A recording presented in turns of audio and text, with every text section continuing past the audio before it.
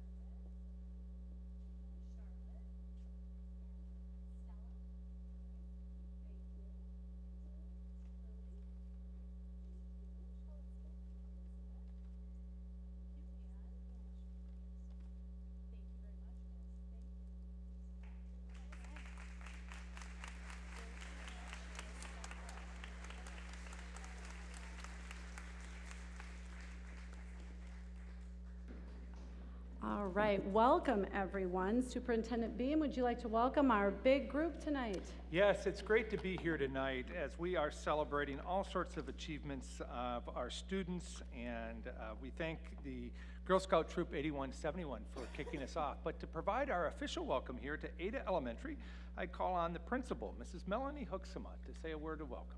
Thank you, Dan. Good evening and welcome to Ada Elementary. We're delighted to welcome our distinguished school board members, Superintendent Dan Beam, students and families, athletes and scholars, community members, Ada staff members, and fellow administrators to Ada Elementary. Tonight, our pledge was led by our Girl Scout Troop 8171, led by Amanda Tank. They also provided a warm Ada welcome in the front. Thank you, Girl Scouts. At Ada, we have a very talented and dedicated staff. I would like to recognize Shelly Ostrowski, a second grade teacher here tonight, who will be sharing our instructional highlight. In addition, I would like to thank our generous PTO for providing our refreshments tonight. Once again, Ada Elementary has seen strong academic success and continued perseverance during some challenging years due to the pandemic. Our Ada families, staff, and students have risen to the challenges with grit and determination. It truly has been a collective effort. Ada is home to 400 students. In addition to our kindergarten through fourth grade students, Ada houses our district early childhood special education preschool, Sprouts and Buds speech preschool, Great Start Readiness preschool, and a Forest Hills Public School preschool. As you can imagine, it is a joyful but busy place. Shelly Ostrowski, a second grade teacher leader at Ada Elementary, will be sharing our instructional highlight tonight about using toolkits to differentiate reading and writing instruction. In alignment with our school-wide focus, using small group instruction and conferring to lift the level of our teaching of our readers and writers, Shelly championed the work, both school and district-wide, of creating toolkits with teachers to use as they are working with students. During reading and writing workshop, the use of conferring and small groups provides specific, targeted, and differentiated instruction for growing readers and writers. Having tools at the ready, teachers are able to organize materials, scaffold instruction, and lean into teachable moments as students work toward their reading and writing goals.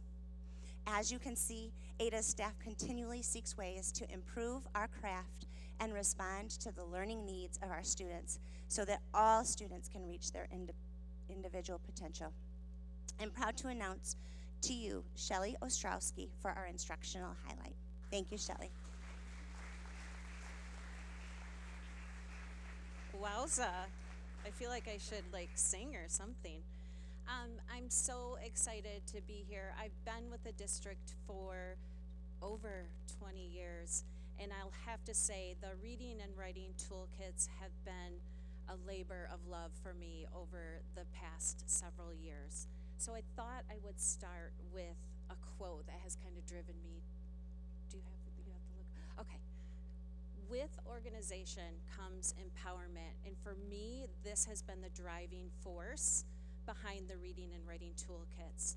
My goal is always to empower our teachers so that they feel confident, successful, and prepared every single time they sit in front of students and are conferring or running small strategy groups. So that is what my whole focus was when I started. What are toolkits? I know Mel kind of mentioned what they are, but it's an organizational tool. We have amazing resources here in Forest Hills with all of the Lucy Calkins units of study, but it was difficult to have all of the tools in one spot. So what I did was try to streamline it, pick the very best resources, and create a tool that could be with the teachers every time they sat in front of students. And the best thing about this tool in both reading and writing is that it's completely customizable. So the teachers were able to work alongside me and pick out the things that they thought were the most necessary for their students. So that's what's so exciting about these toolkits.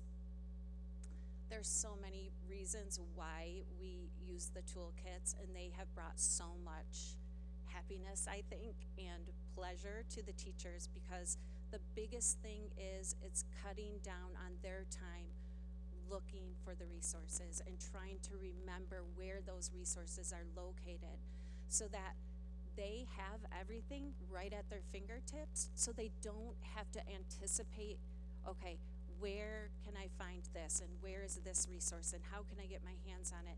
It really takes all of the guessing out of it, and it saves so much time for our teachers so that when they're sitting in front of our students, they can have those teachable moments because everything is right there. It's not just one or two things. We have the rubrics, the learning progressions. We have the very best posters from the units of study, including phonics. So if you notice a student going in a different direction, before you kind of panic as a teacher, like, oh my goodness, if only I could have my hands on that tool. It doesn't happen anymore because we have the very best tools that Lucy has to offer, the very best resources rather, and then we put it all in the toolkits. Here's the best part, toolkits in action for you guys. These are two second grade classes, Mrs. Anderson and Miss Lesage. They use the toolkits consistently to help students and teach them strategies, give them artifacts, and also help them set goals. In fourth grade, I was so excited to see this one because not only does Mrs. Miller and the other fourth grade teachers use the toolkits and the rubrics with the students, you'll notice in the last two pictures, the students are using the tools from the kit. So they are having that sense of empowerment, and they are taking ownership for their own learning. Of course, I had to put myself in there, you know that. I tried to get really big pictures so you guys could see me. Just kidding. I love the toolkits as well.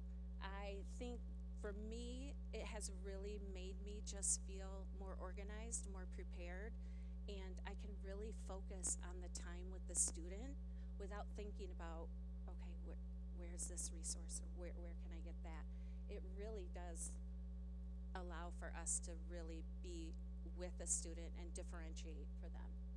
In fact, teachers at every elementary school in our district, in fact, even the 5-6 buildings all the way through 8th grade are using our toolkits in one capacity or another. And I will point out that the middle picture is my daughter. She is a 1st grade teacher at Thornapple Elementary, so I had to put that in there. I know I'm too young to have a daughter that age, but, and this is probably what I'm most proud of. Many teachers have benefited from the reading and writing toolkits so far. We've had 92 teachers that have created and are consistently using the writing toolkits. The reading toolkits I just created last year, so we've only had one session, but we have 41 teachers who have created and are using those reading toolkits. And like I said before, these are teachers from kindergarten through 8th grade. So what's next for the toolkits? We've set up a date to invite teachers into Ada to spend the day and see how the teachers are using the reading and writing toolkits. And that's it.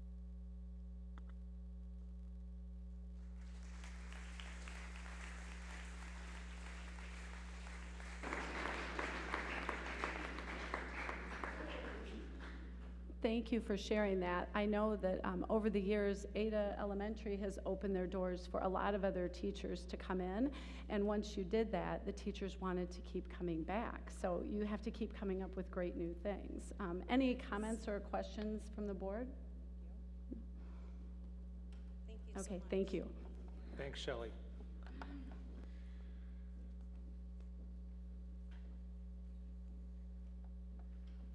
All right, Superintendent Beam, we've got more. We've got more do. presentations. This is exciting. We have 4 presentations, and to help kick off our presentations this evening, I'd call to the podium the principal of Central High School, Mr. Steve Passano, who's going to talk about our AP Capstone, Advanced Placement Capstone Diploma Awards.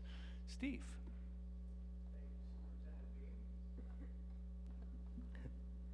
Thank you, Superintendent Beam. It's my pleasure to have the opportunity to introduce 4 Central High School students who have earned the College Board's AP Capstone Diploma. The AP Capstone Diploma is granted to students who earn scores of 3 or higher in the AP Seminar and the AP Research classes, and then additionally 4 other AP exams of their choosing. The AP Seminar course is an interdisciplinary course that encourages students to demonstrate critical thinking, collaboration, and academic research skills. Students then who want to pursue that AP Capstone Diploma then take the research skills that they learned in the seminar class and take the AP Research class consisting of a year-long research project. The end product is a 4,000 to 5,000 word academic paper and a 15 to 20 minute presentation to a panel with an oral defense. So you can see it's quite demanding. 2 of the students who earned the Cornerstone or the Capstone Diploma graduated with the class of 2022, and 2 are current seniors at FHC. The students who graduated with the class of 2022, and I don't believe they're with us this evening, were Charlotte Corey and Jacob Erickson. And the 2 current seniors that I want to introduce tonight, and if you would please come forward when your name is called, and then parents, if you could please stand when I recognize you as well. First, Sophia Brown and her parents, Michael and Samia Brown. Sophia Brown.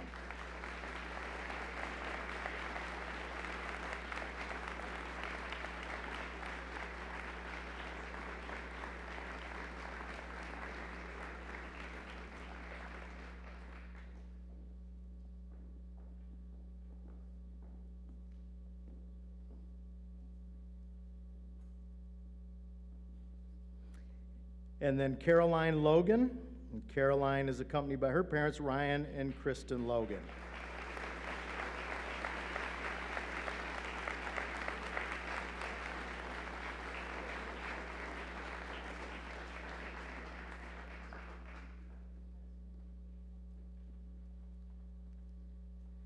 Caroline also had the distinction of having a perfect score on her final AP research paper and presentation, which is an outstanding accomplishment. So congratulations to these outstanding students. Congratulations.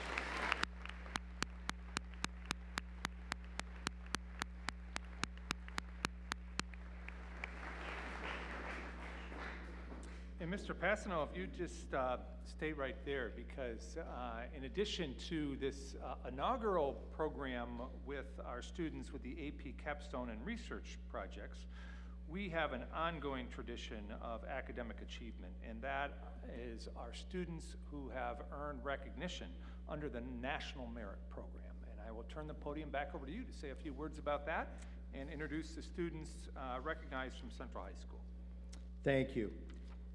Each fall, about 1.5 million 11th graders across the United States take the PSAT, NMSQT. The NMSQT stands for National Merit Scholarship Qualifying Test. And this test measures a student's reading, writing, language, and math skills. Approximately 50,000 of those 1.5 millions, or the top 3%, earn recognition. About 2/3 of those 50,000 receive letters of commendation in recognition of their outstanding academic promise. Although commended students do not continue in the competition for national merit scholarships, some of these students do become candidates for special scholarships sponsored by corporations and businesses. In September, the top 1/3 of those 50,000 are notified that they are semifinalists, and the semifinalists then complete an application and will be considered as a finalist to be considered for a national merit scholarship. Merit scholarships are then chosen from that finalist group based on their abilities, skills, and accomplishments. And we're proud of the following students from Central High School that have earned this recognition. Again, I would ask students to please come forward when your name is called, and then parents, I would ask you to stand as well and remain at your seats.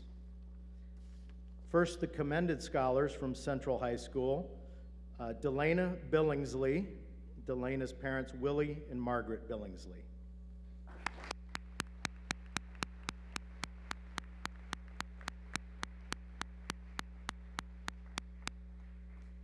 Gavin Kai and Gavin's parents Minghao Kai and Fang Wang.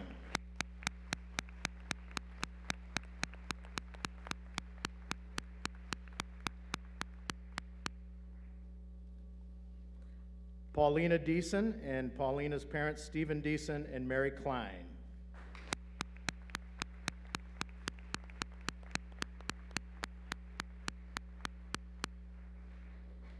Amant Gruel and Amant's parents, Manraj and Rupinder Paul Gruel.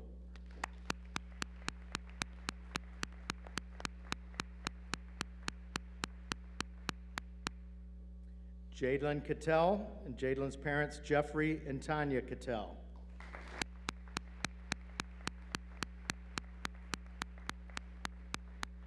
Looking a little lonely up there, Gavin. Benjamin Lutz and Benjamin's parents, Nate and Kristen Lutz.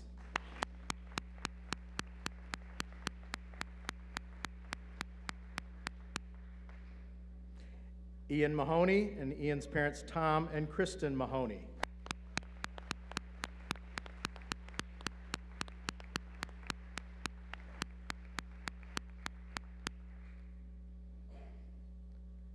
And Daniel Wang and Daniel's parents, Ji Wang and Ying Shang.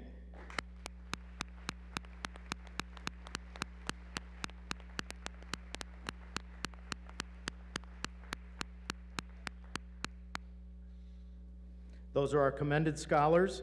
Our semifinalists from Central High School, Nicholas Fernandez and Nicholas's parents, Adrian Fernandez and Helene Penkowski.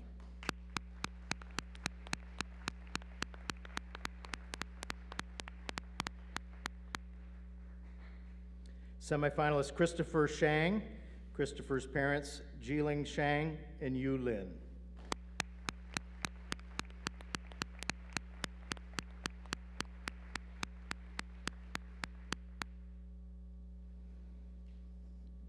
And finally, Summer Wu and Summer's parents, Wilson Wu and Irene Shen.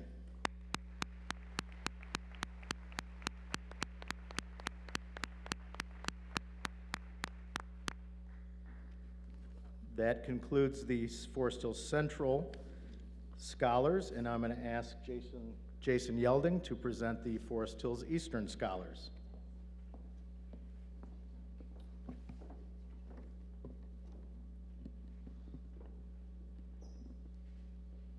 Thank you, Steve. I have the privilege of introducing an incredible group of students this evening. I'll begin with our commended scholars for the National Merit Qualifiers. First, Benjamin Gates with his parents Brent and Rebecca Gates.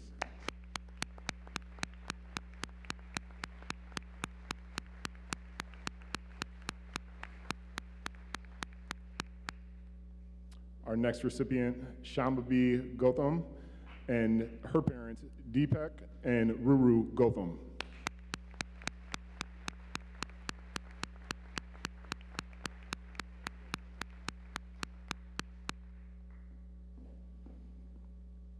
Next, we have Jack Homier and his parents, Michael and Barbara Homier.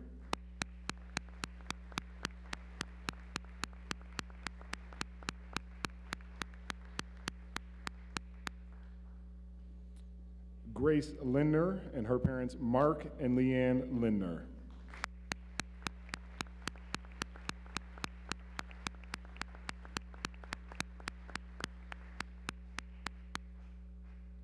Owen Mast and his parents, Greg and Betsy Mast.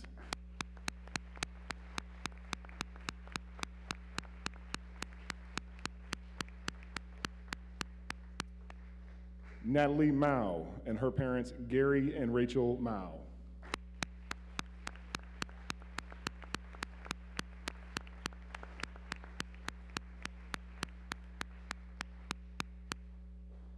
Lania Rossi and her parents, Andrew and Melissa Rossi.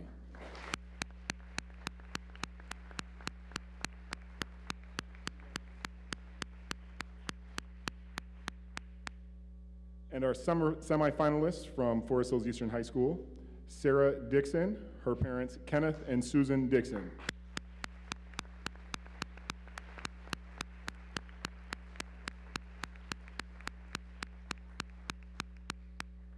And our other semifinalists, Avery Shestag and her parents, Corey and Kristen Shestag.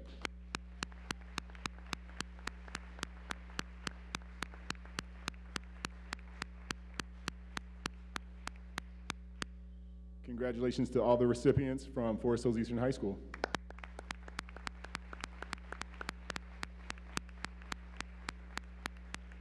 I will turn things over for Forest Hills Northern.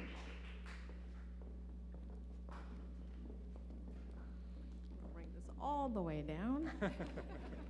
Hi, hello, happy Monday. Hope you're having a good day today. So I'm going to start with our commended students first. Jonas Arneman, parents David Arneman and Alyssa Arneman.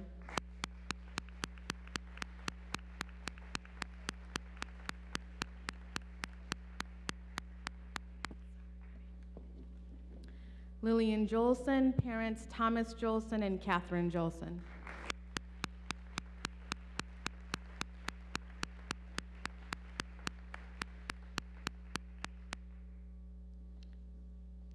Theodore Cook, parents Brad Cook and Pamela Cook.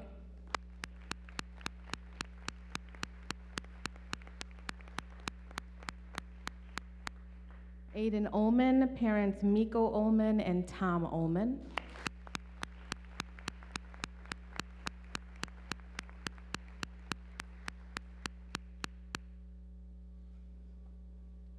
Sanjay Raman, parents Raman Santanam and Surya Raman.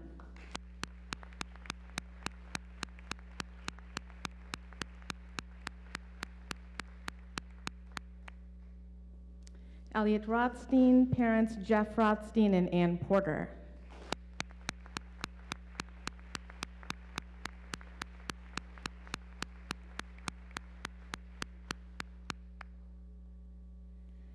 Anna Maria Schneider, parents Curtis Schneider and Catherine Schneider.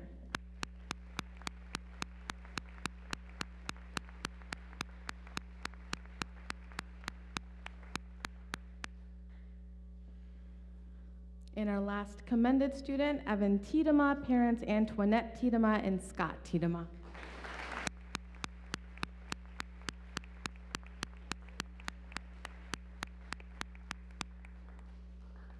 And these are Forest Hills Northern's commended students.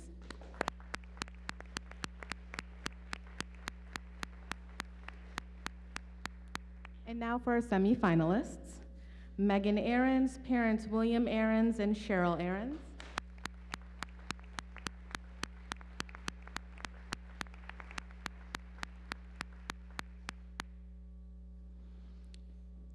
Camille Jerville Riash, parents Gayton Jerville Riash and Quan Jerville Riash.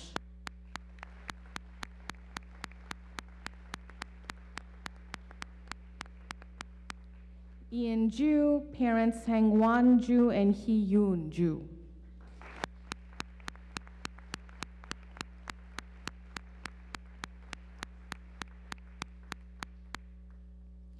Ryan Lee, parents David Lee and Mira Lee.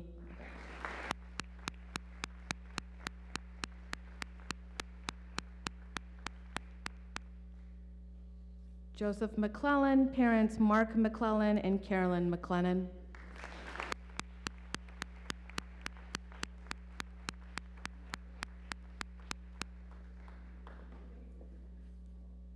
Isaac Makaru, parents Daniel Makaru and Cheryl Fett Makaru.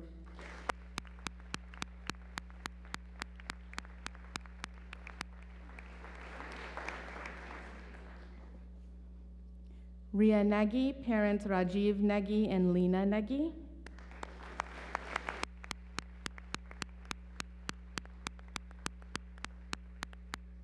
Emma Peng, parents Wei Shun Peng and Inshu Hung.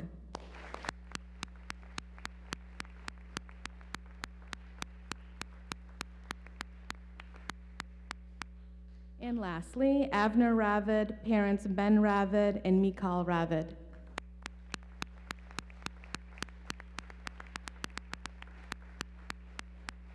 Our Forest Hills Northern commended and semifinalists.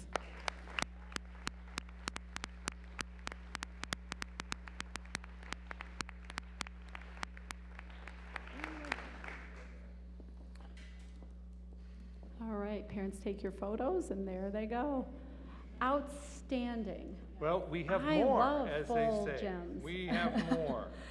In addition to incredible achievement in the classroom and with academic achievement, we also have some state championship educational athletic teams. And here to introduce those teams, I'm looking at Mr.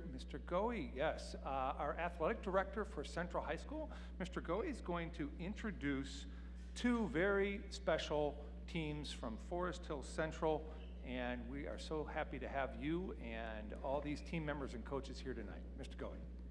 Thank you very much. We appreciate it. What a spring season it was for really across the entire Forest Hills district. Forest Hills Eastern winning the baseball state championship and Northern winning the tennis state championship. Multiple conference and district and regional championships along the way. It was really an incredible spring. But tonight we have two of our teams here. Our girls soccer team, who went through the season with an undefeated conference record, finished the year at 22-1. Is that correct? And maybe more impressively, finished with a cumulative team GPA of 3.8, honored by the Michigan High School Coaches Association. So they went on to win the 2022 Division II Girls State Championship. I would like to introduce to you head coach Ashley Ludke, who has a couple of her players here. They did graduate 11 seniors, so turnout was a little bit different for getting those kids back here. But Coach Ludke, if you want to just come up quick and introduce the players that you have here.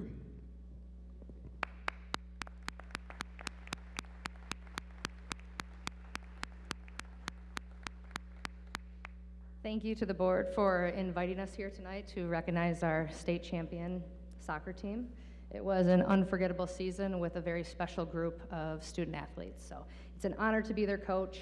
And like Mr. Goey said, we did graduate about half of our team in the spring. So those that were able to join us and be here in attendance tonight, we have senior Frankie Sutton.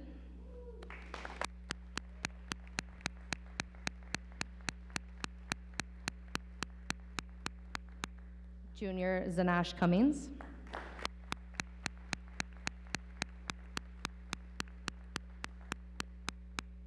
Sophomore Lauren Kuhn.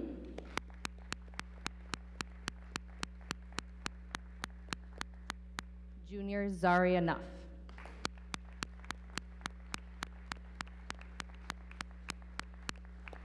All right, thank you. It's an honor to be their coach. Thanks for this opportunity.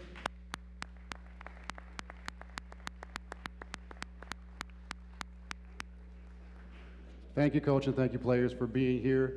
Our other state championship team from the spring was our boys lacrosse team, who went through the season for the first time with an undefeated record. Had the #1 strength of schedule in the state of Michigan, #5 in the Midwest, and finished off the year. Oh, by the way, that was the 5th title in Ranger girls soccer history.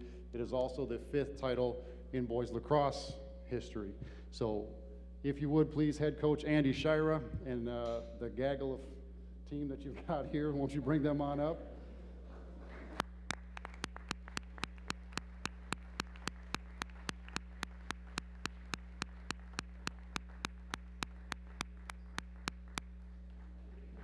Just want to say thank you for all the support that the community's given us, everything that Mr. Goey and Mr. Passanal do for us, all the hard work that these kids put in and day out, really for about 8-9 months throughout the year. They're always working hard in the off season to kind of continue the tradition of excellence that our program has had, and really that the Forest Hills School District has for everything that we do.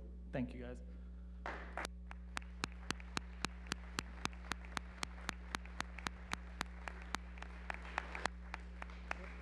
You guys just take a step forward when I call your name. So Tyler Nass.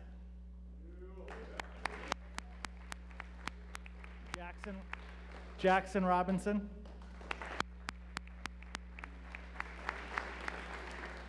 Vaughn Cheslick. Luke Van Gorp.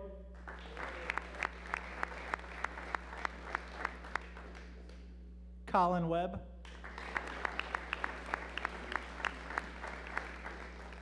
Jack Benner.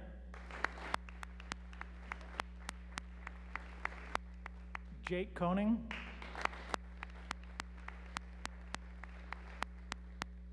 Jonah McConnell.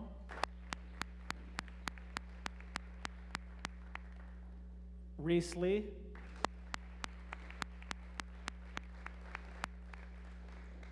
Carter Lyons.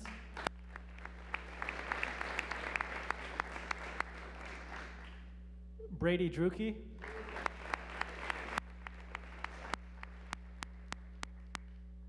Quinlan Sutherland.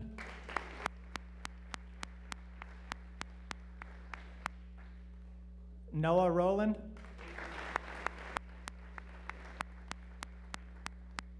Ellis Lee.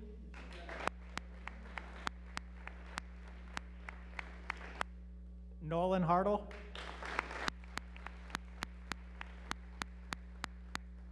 Crandall Quinn.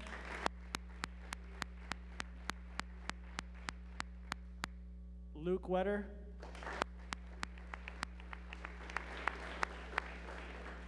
Sam Snyder.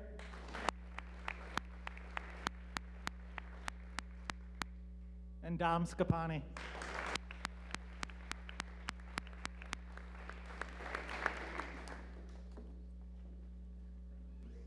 Outstanding, thank you. Well, why don't we give all of our scholar athletes and scholar recipients another round of applause, and then I think we're gonna have a brief recess, and then we'll reconvene.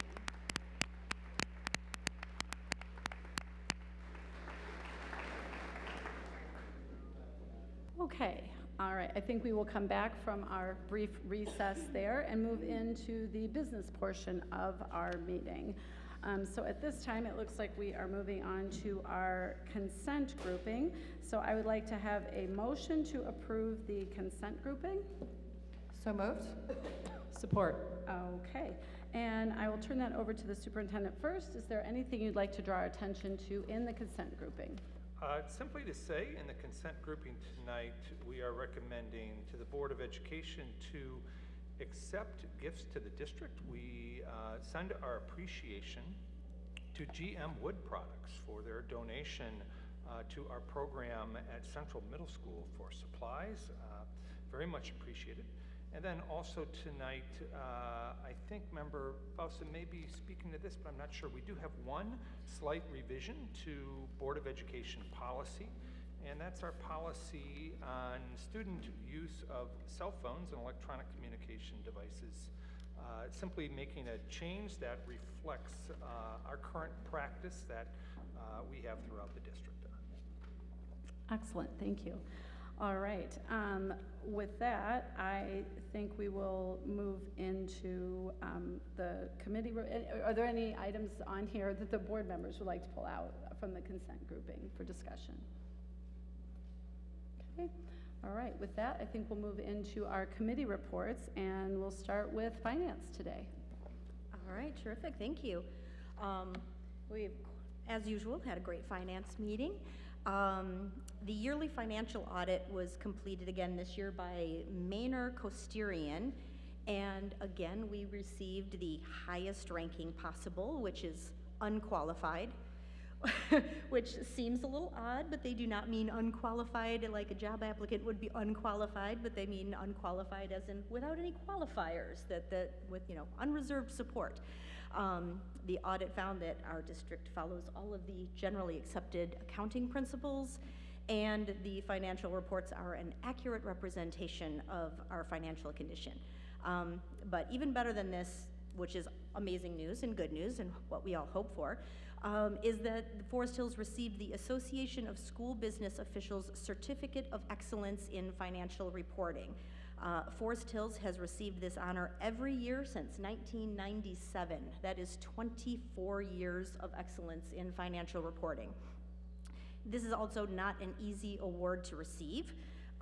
They haven't finished all of the audits for fiscal year 2021 for the school districts around the state, but for fiscal year 2020, Forest Hills was one of only 18 districts in the entire state of Michigan that received this award.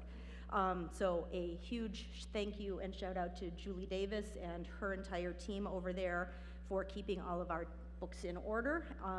And last year's financial audit is on our website, and this year's will be up very soon, I'm sure, for everybody to take a look at if they want to dig into all of those numbers and graphs. After that, we moved on to our more typical monthly agenda. We got a brief report on 98C, which is a new funding category from the state that is going to address learning loss. They're still working on it. We don't have any final numbers on that yet, but when we do, we will report those out. We had a bond update. Pine Ridge and Ada Vista construction projects are out for bid, and construction is continuing at all of the other sites, and they're going to be scheduling building walkthroughs with administration later this month and into November. There was a request to purchase a replacement pickup truck using the Michigan Deal Purchasing Program with Berger Chevrolet using general funds in the amount of $40,968. The truck we currently have is a 2007 with over 130,000 local miles on it, and it also has a bit of rust. So the maintenance is becoming a bit burdensome, and so a new truck would be more cost effective. We're also looking for approval to purchase furniture for Collins, Thornapple, and Orchard View Elementary Schools using Custer Workplace Interiors, Dual Corporation, Interphase Interiors, and VS America in an amount not to exceed $223,000, which will be paid from the 2019 and 2021 capital projects. The furniture will be for the renovated Media Center at Thornapple and office furniture for all three buildings. And finally, we are looking to authorize a refund of property tax payments in the amount of $83.61 to Grand Rapids Charter Township and $152.73 to Kent County. Excellent. That was exciting and complete. Are there any questions for Dr. Pawson? Excellent. All right, well, with that, we will move on to the curriculum committee. I believe Maggie will fill us in. Yeah. So we were visited by Matt Meyer from Knapp Forest, and if you've been around the Eastern District or the eastern side of the district, you know he is a well-loved 5th grade teacher at Knapp Forest. And he's also been a champion of IXL for many years as he's come to the Knapp Forest PTO many times for subscription requests for his students for IXL. Thankfully, last spring, the district purchased that subscription service for all Forest Hills students.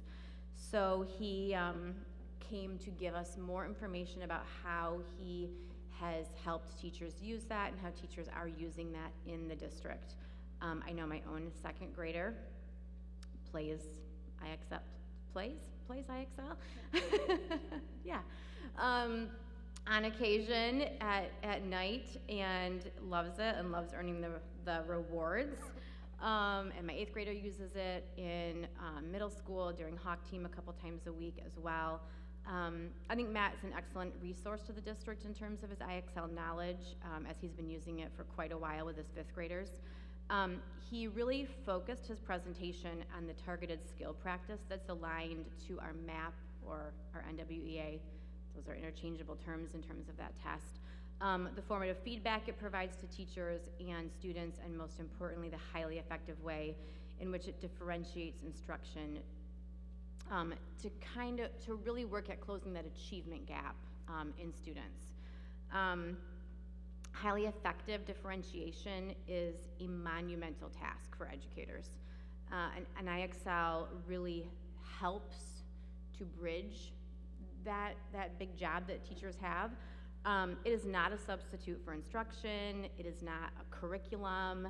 It is not a summative assessment tool. It is just one tool that teachers can use to target instruction or to target a skill that a student might be lacking in, to try and, like I said, close that achievement gap, or to help them gain academic proficiency in a skill on the MAP test, or just in the general classroom. So really, he wants to make sure that everyone understands this is not our curriculum, this is not what we do instead of instruction. It is a supplementary tool. It's just something for teachers to use. And we see this used at the elementary level for that Tier 2 and Tier 3 support. It is specific for each student. It's a flexible tool that kids can use to hone a skill. And then in the middle school, some grade levels are doing this during their team times or in small groups. And then the high school students can use this as a prep for the SAT test. And it's also a companion to their math curriculum. I do think it's important to note that IXL is not new by any means. This is something that the math portion of was developed in 2007. So I have used it with students since 2011, and it is not a new program. It has been highly vetted. It has been used by countless schools, and I think that this is absolutely something that, as a district, adopting district-wide is in the best interest of our students academically. So I am thrilled that we are using this district-wide, not just at Knapp Forest. So that was the big presentation that we had at curriculum.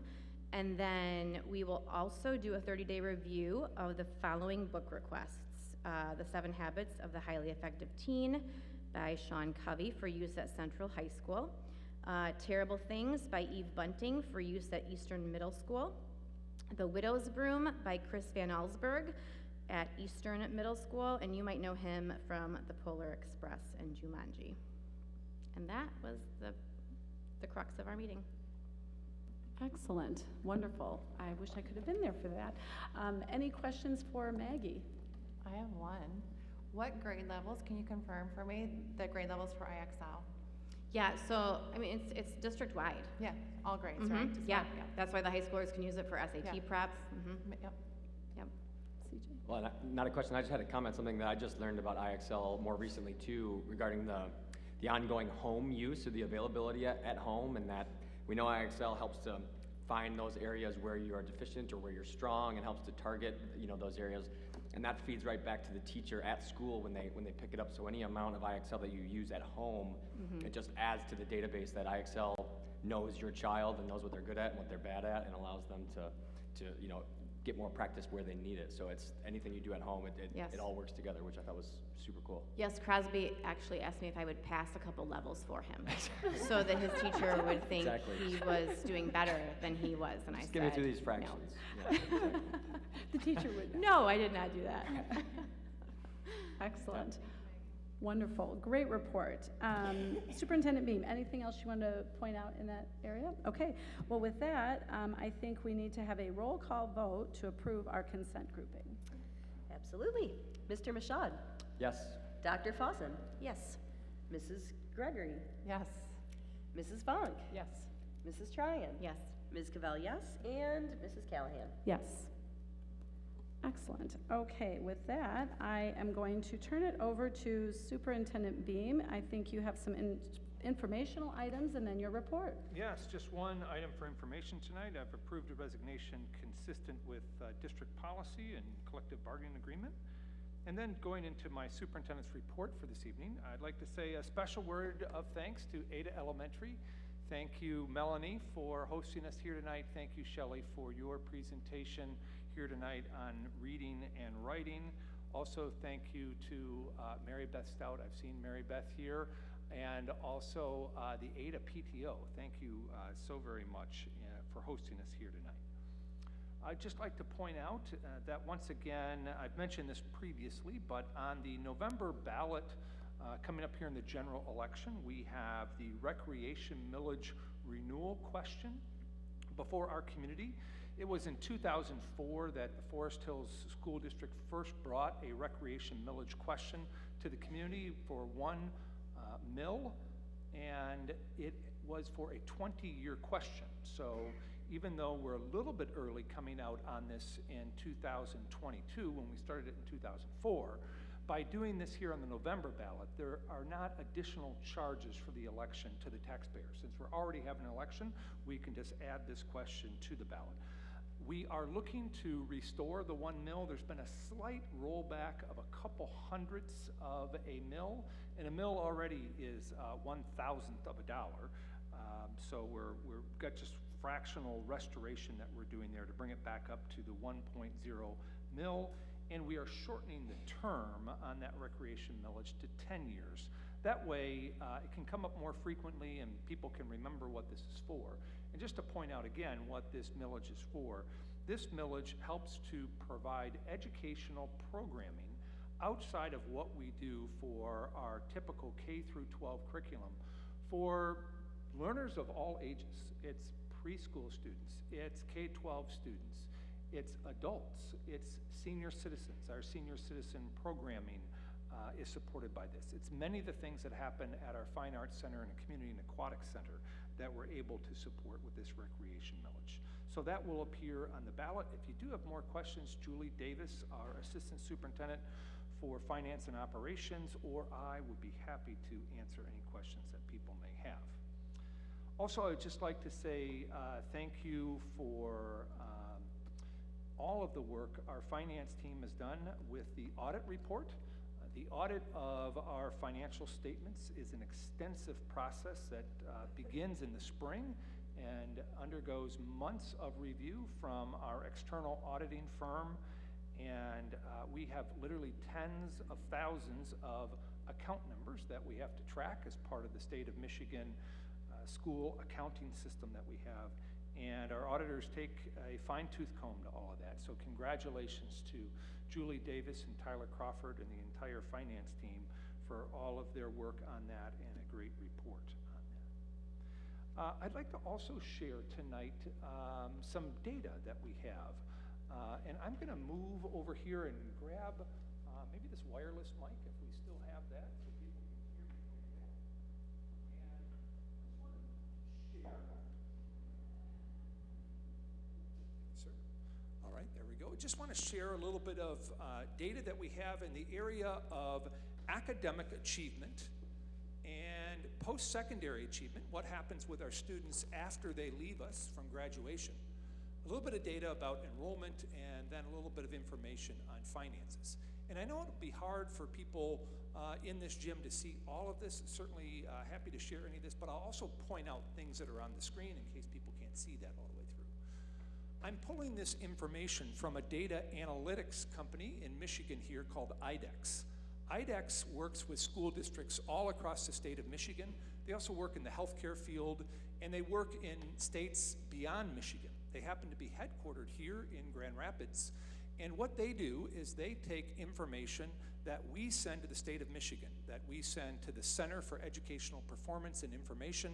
That's a office in the Department of Management and Budget, and also information that we send into the Michigan Department of Treasury, and information that we send into the Michigan Department of Education. And what they do is they take all of that data and they put it into an interactive database. So we can look at this a little bit more closely and look at data over time as well. So all of this information comes to us from IDEX, but it's information that IDEX gets from the state of Michigan. So that's what you'll see in the source information here. First, want to talk about academic achievement. Before I get to that, as we look at data in IDEX, one of the things that IDEX does is they really have us look at our own data over time, so we're comparing to ourselves, and they're also comparing how we're doing to peer districts. Those are districts that are very similar to Forest Hills. So you see 10 school districts in the state of Michigan out of the 550 districts that are very similar to Forest Hills in terms of socioeconomic status measures. So we have Saline, Novi, Northville, Troy, Grosse Pointe, Rochester, Dexter, Birmingham, Plymouth Canton, and Grosse Ile. What you can't read down here in blue is that these are the 10 districts that are mathematically closest to Forest Hills on 3 key social and economic factors related to academic outcomes. And those 3 factors are household income, parental educational attainment, and parental employment. So as we look at this data on academic achievement, we're also comparing our averages to the state of Michigan as a whole, the 550 school districts and charter schools, and then also our peer districts that we see listed here. So when I refer to peers, that's the 10 districts that we have here. What I want to show here is MEP and M-STEP proficiency. We used to have something called the MEP test, and that changed after 2014 to the M-STEP. The M-STEP is a different test. The MEP test was an easier test, and the M-STEP intentionally was made to be a more difficult test for students to demonstrate proficiency in Michigan as we were looking to up academic rigor. What this is showing here are our students in grades 3 through 8 in all subjects that were tested from 2009 to the spring test here in 2022. What we have here on the blue line as the Forest Hills achievement for the percentage of students that are proficient here on the MEP test, and then the percentage of students proficient on the M-STEP test through 2022, our spring testing, and then in green, our peer districts and their performance, and then in yellow, the state of Michigan. I do want to advance one slide here just to point out that these are 2 different tests. The MEP test was given here from 2014 prior, going back many years, and then the state of Michigan changed this test, a whole different test, to the M-STEP exam, which is what we've seen here. So I created a break in the line here to show that difference. Again, a harder test, and you see that certainly in all 3 of these groups in terms of the proficiency falling with this harder test from the original MEP test to the M-STEP test. What you see here, though, is the year 2020 is not on here because we did not have any statewide testing take place in the spring of 2020 from the pandemic. I want to point that out. But what we see is Forest Hills with our largest rate of increase from 2021 to 2022. And we are moving in the right direction, and we're moving in the right direction with some intensity, I would also point out. And that you also see here from 2019 to 2021, our peer districts dropped further than we did here in Forest Hills. Pandemic was difficult on everyone, and it's had effects on all of our students. What we're doing now, though, is to mitigate those effects and bring that performance back up. So we're moving in the right direction. We want to move even further and surpass our highest scores that we've had of the total number of students proficient in all tested subject areas in grades 3 through 8. So that's the direction that we're going on here. Again, our rate of increase outpaces by just a little bit there. The slope is just a little bit different from our peers, and certainly a higher rate of increase in the state as a whole. Also looking at academic achievement, but with students slightly older. These are students that take the PSAT. These are students in grades 8, 9, and 10. Again, Forest Hills is represented here in blue. Our peer districts are here in green, and then the state of Michigan down here. And these are scaled scores that we're looking at. 2019, again, no scores in 2020, that test was not given, and then 2021 and 2022 here in the spring. And again, an upward direction. Our peer districts, we see a decline, and the state had a small decline, a small increase on that. As we go on from the PSAT, we come to the SAT. And IDEX did not have the SAT results in their system just yet, but we do know those results, and that is from the spring of 2022. Forest Hills Public Schools has a average composite score across all of our juniors in the district of 1,118.1. Our peer districts have a composite score of 1,114.2, and the state average again is 926.8 for a composite score. There were 660 reporting entities in Michigan for the SAT exam, 660 institutions that gave that exam. Forest Hills composite score ranks 9th out of the 660 districts or reporting entities. And that puts us in the top 1.5% for all of those reporting entities. I should go back just a moment here and point out that on these M-STEP scores for all subjects, that puts us in the top 1.7% of districts in the state on those scores.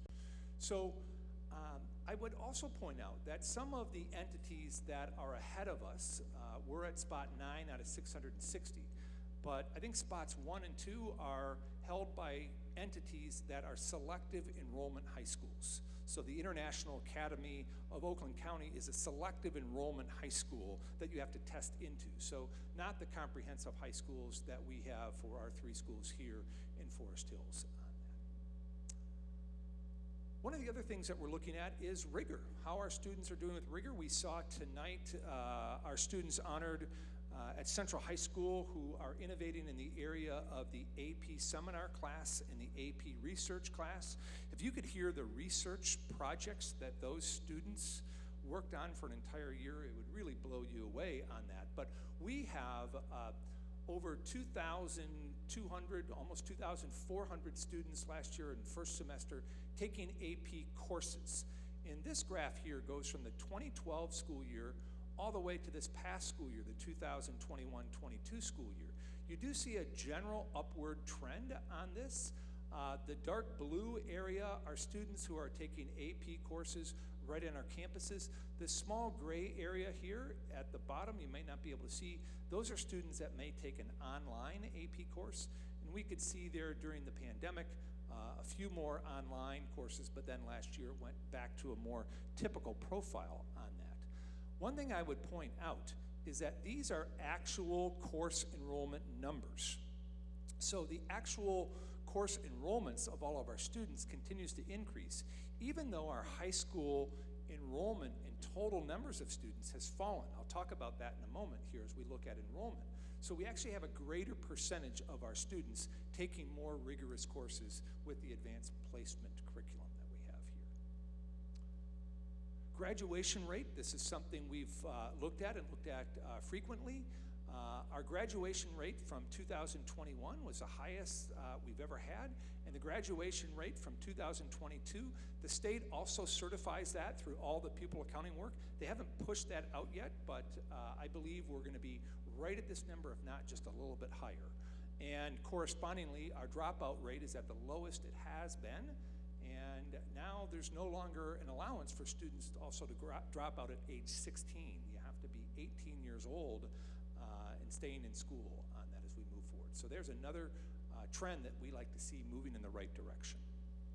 So what happens to students after they leave us, and what happens post-secondary?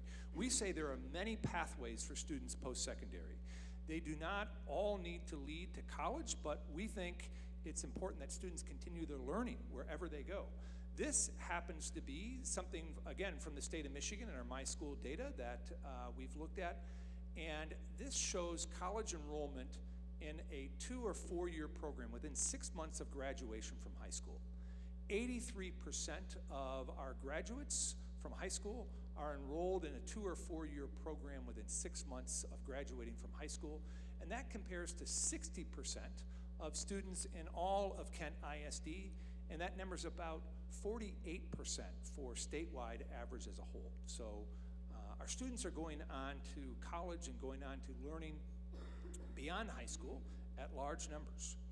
So what happens after they get to college? College persistence is something that the state of Michigan is looking at with all of our post-secondary institutions. And so again, from my school data, we have additional information that 66% of our graduates earn 24 credits in college or university within 12 months of enrollment in college or university, compared to approximately 43% for all of the 20 school districts in Kent ISD. And that number for the state as a whole is 36%. So the issue around college persistence is something that I know the folks in higher ed take a close look at, and that's something we're watching as well. Enrollment is another piece I want to talk about here. We've got enrollment that goes back to the 2017-2018 school year and the most previous school year that we've just finished in the spring of 2022. On this chart here, I do want to point out a few things on this. As we look at our cohort, so this cohort that began in kindergarten in 2017-2018 began at 654. It then moved up when the cohort moved to first grade as more students added into that cohort. It moved up again in the 2019-2020 school year, and then 2020-2021, that first full school year of the pandemic, it went down, as some families kept students home for medical reasons of the student or family member, or some families homeschooled their children or wanted to make other decisions for their own child. We saw that reduction. I would just point out, this was a difficult year in 2020-2021. We had state mandates for going to hybrid learning for our middle school and high school between Thanksgiving and the December break. But I would also point out that there's no school district in Michigan larger than Forest Hills that had more in-person learning than Forest Hills in this school year. Last school year, we were fortunate to have in-person learning every single day except when Mother Nature stepped in and we had an occasional snow day here or there. But you'll notice that this cohort that was at 668 dropped to 649, sprang back up here to 671. You notice the same thing with the first grade cohort, grows, drops off here and then grows again. And you can see that with the second grade and the third grade cohorts and the fourth grade cohorts as we go through. So why is it that our enrollment is declining? And this is something that is not news to us. We heard from our demographers many years ago, your enrollment is going to fall because birth rate is falling. There are fewer 5-year-olds walking around than there are 17 and 18-year-olds walking around. So in the spring of 2021, we had in the fall count 798, about 800 students, and we graduated right close to that number. I think it was 797 altogether. Graduated in the spring of 21. But we replaced them with 639 kindergartners that came in the following year. So we see that drop off. In fact, last year, we had 793 seniors when we counted in the fall, but we actually had 805 graduates by the time we got to the spring, so we had growth there even in our senior class. But this year, we didn't have 805 kindergartners join us this fall. These numbers aren't on this column yet. It would be the 22-23 school year. We have 611 kindergartners. So 805 graduates replaced by 611 kindergartners, a loss of 194 students. And again, that's a big function of birth rate that is going on there with that kindergarten cohort group. But our enrollment is not down 194 students, we're down about 160, and that's because we've actually added students at these other grade levels. So we're trying to make up for that loss. But again, it's the birth rate piece that we're fighting. I would just point out one other thing, and that is as we look at housing and we look at housing costs, the median home sale price, I've got this information, just came today from our area real estate organization. Average sale price year to date through September of 2022, from January of 2022, in our school district is $555,000. The average sale price for that same time period in Ada Township was $607,000. Cascade Township, $584,000. I don't have Grand Rapids Township numbers here. But at those prices and where interest rates are, my concern is the young family that may have a 2-year-old, a 4-year-old, a 6-year-old, can they afford, if they have some debt that mom and dad are carrying, if they went to college or things like that, can they afford a home in our district? What we're seeing is that homes that are in an affordable range for young families are going very quickly, less than 24 hours, and offers that are above asking price on that. So that's another piece that we think about as we're looking to bring younger families in, where the housing is available at a price point that those younger families can afford. So that's another piece we think about as we look at our enrollment. I want to take a look here at finances as well. What we see here again are revenue trends, but we're looking at this now per student. And we're going back to 2008 and all the way through 2021. The 2022 data, that is the fiscal year that we just received the audit tonight, that the board approved receipt of that audit. We'll post that to our website in the next couple of days here, and we will also submit that to the state of Michigan and the Department of Treasury and the Office of School Finance, and you'll see the 2022 figures that will show up here. The green line are our peer districts. They are spending more than we are here in Forest Hills. The yellow line is the state of Michigan. They're in the middle, and the revenue per student for Forest Hills is under the state average and under our peer districts. That means we get fewer dollars per student than the average school district in the state of Michigan as a whole, and certainly fewer dollars than our peer districts. Why is that? Many of our peer districts are in a special carve-out of districts that were set aside in 1995 with the passage of Proposal A, and they're called 20J districts. Those districts are allowed under Section 20J of the statute to levy an additional local millage for operations.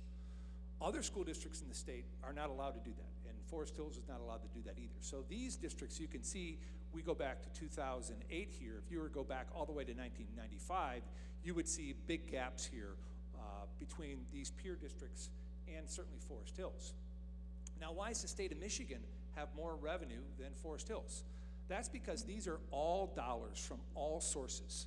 And what we see from the state of Michigan as a whole is they receive additional grant dollars in the areas of special education and in the areas of helping students that come from economically disadvantaged households under the Section 31A grant as well.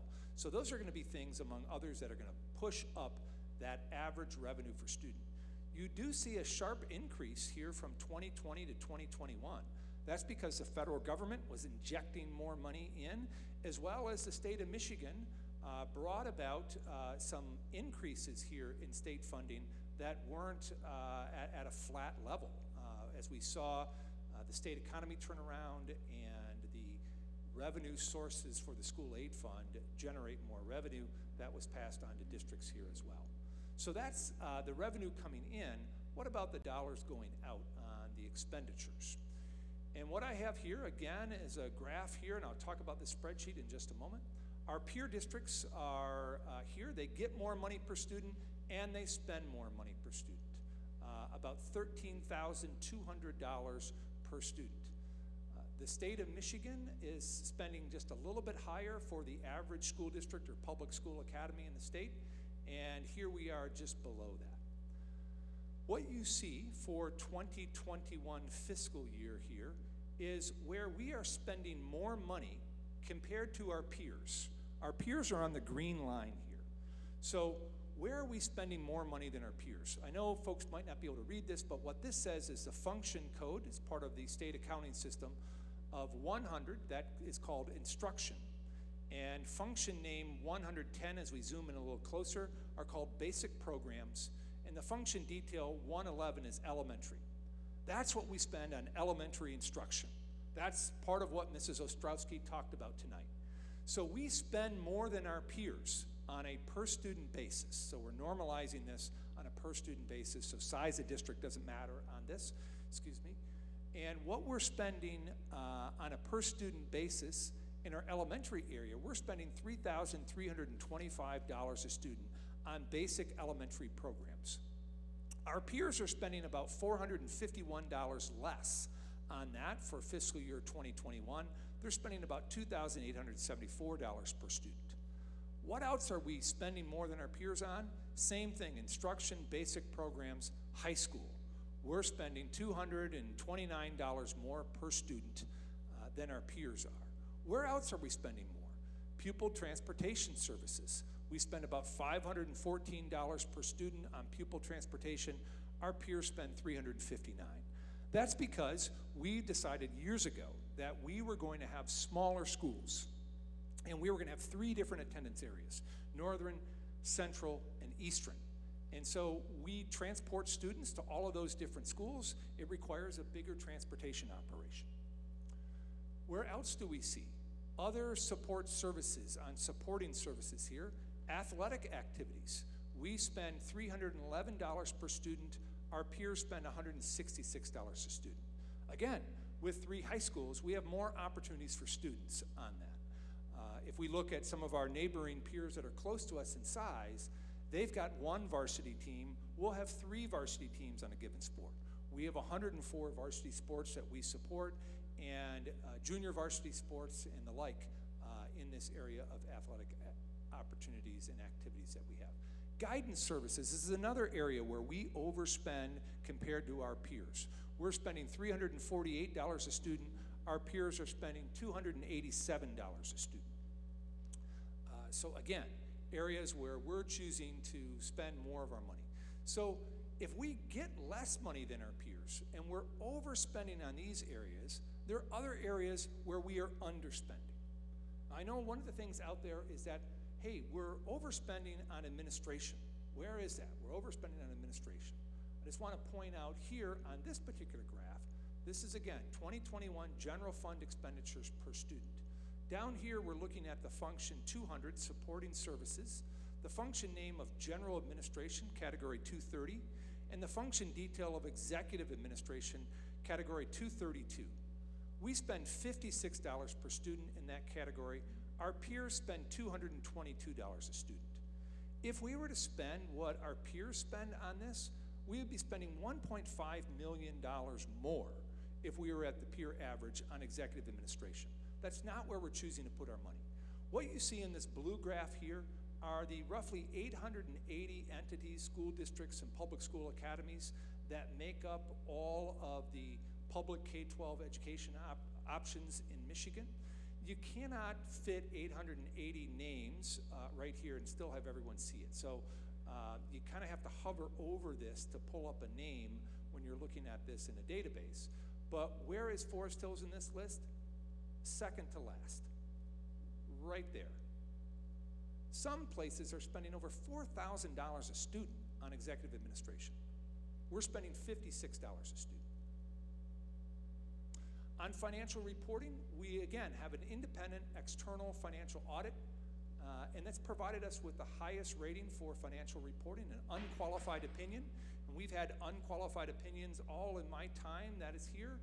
And I know from the award that we've received for 24 years in a row from the National Association of School Business Officials that if we had anything but an unqualified opinion, the highest financial audit opinion you can earn, we would not have earned this award for excellence in financial reporting. There's only 18 school districts out of the 550 traditional school districts in Michigan. Again, there's about 330 public school academies. They sort of come and go each year, so that number is a round estimate on that. But only 18 districts from the fiscal year 2021 earned that out of 550. So again, trying to provide important stewardship for the people's money. So I just wanted to share this data. It's a big thanks to our teachers. Our teachers have been working really hard. They've been working to make sure that we can help all of our students grow, and areas where they may have had a setback from those really challenging years in the pandemic, we're trying to make up ground on that. And as we go back to those early slides there, the rate of change, the rate of increase in student achievement is the highest we've seen. And that's a testament to our teachers and our support staff members and our parents and our families that continue to work with our kids. CJ, I know you were talking about your own children working with IXL. Same thing in my household, just with my dad hat on, my daughter working with IXL. Math has been her area that she doesn't prefer, but with IXL, she's actually had sort of cheerleading moments at the kitchen table with her arms up and say, woohoo, I did it. So again, it doesn't replace great math instruction, but it gives her more time. I remember when I was a young lad, I was not the most coordinated person in the gym. And I had to, I was playing basketball, and my 3 older brothers were far more athletic than I was, and I needed help with the layup. And so I just needed more time and some more instruction. And the coach would stay after practice and just work with me and another kid just on perfecting the layup. And in essence, what we're doing here with these additional resources and staff members that are staying after school, using some of our federal dollars that we've got for that, is we're extending the time and the support for our students, and it's paying off in dividends on that. So thanks to our teachers, our staff members, our parents, our families, and really the entire community. I know this has been a difficult time that we've all been through, but we can see here in the data that things are moving in the direction that we want to see them, and they're moving in the direction in the intensity that we want to see in the areas, again, of academics, in the area of student growth, in the areas of rigor, and also in the areas of the stewardship of the resources that we have. So a big team effort on the part of over 1,100 staff members in the district and over 7,000 parents and families and 55,000 community members. So I wanted to provide that data here tonight. And again, I have this available because I know people might not be able to see it all the places that they are sitting here as well. We'll make sure we get that out in different ways. Let me just say one last thing. In October is Principal Appreciation Month, and I want to say a word of thanks to all of our principals. Principals don't have easy jobs as they work with not only the management of a large group of people, but also all of the focus areas that we have on learning and achievement and helping students meet all of their needs that they have out there. So thank you very much to all of our principals. We have a few that are with us here tonight, but what they do day in and day out makes a huge difference for all of our schools. And that concludes my report tonight. I wasn't sure if any members had any questions on any of the data that I presented as well. I am certain there will be some comments there. So, first of all, that was outstanding. It's been a treat to be alongside a good number of those years with you watching that data unfold. But I feel like that data that you shared today, in complement with the stories we heard from one of our former collaborative team members of the year, from Matt at Knapp Forest, along with the work that Shelley's doing here, and apparently the next generation of Shelleys that are here in the district, that it's the people story that goes along with the data. It's outstanding. So any comments? I'm sure CJ, who is just, this is your first foray into data informed, you have to just be the happiest person ever. This is all I've ever wanted at a board meeting. I love to see the data, and we have so much, and I love jumping into it and being able to pull those success stories out and see opportunities in it as well. So thanks for showing us all that on a lot of different fronts where we've come out strong. And we're not where we want to be on all of those pieces, but it gives us a direction of, are we moving, it gives us a feedback loop of, are we moving in the right direction, and at what level of intensity in rate of change that we're seeing in that. The data that I shared here tonight on academic achievement is state level data. And we don't make all of our decisions simply on that one test, but it does validate and align with other data that we're seeing from the measures of academic progress, which is the MAP test, another acronym, and the data that teachers are reporting internally that we're seeing. So those pieces certainly help. It's this time of year that we have a lot of this data available to us because A lot of this is reported out in late August.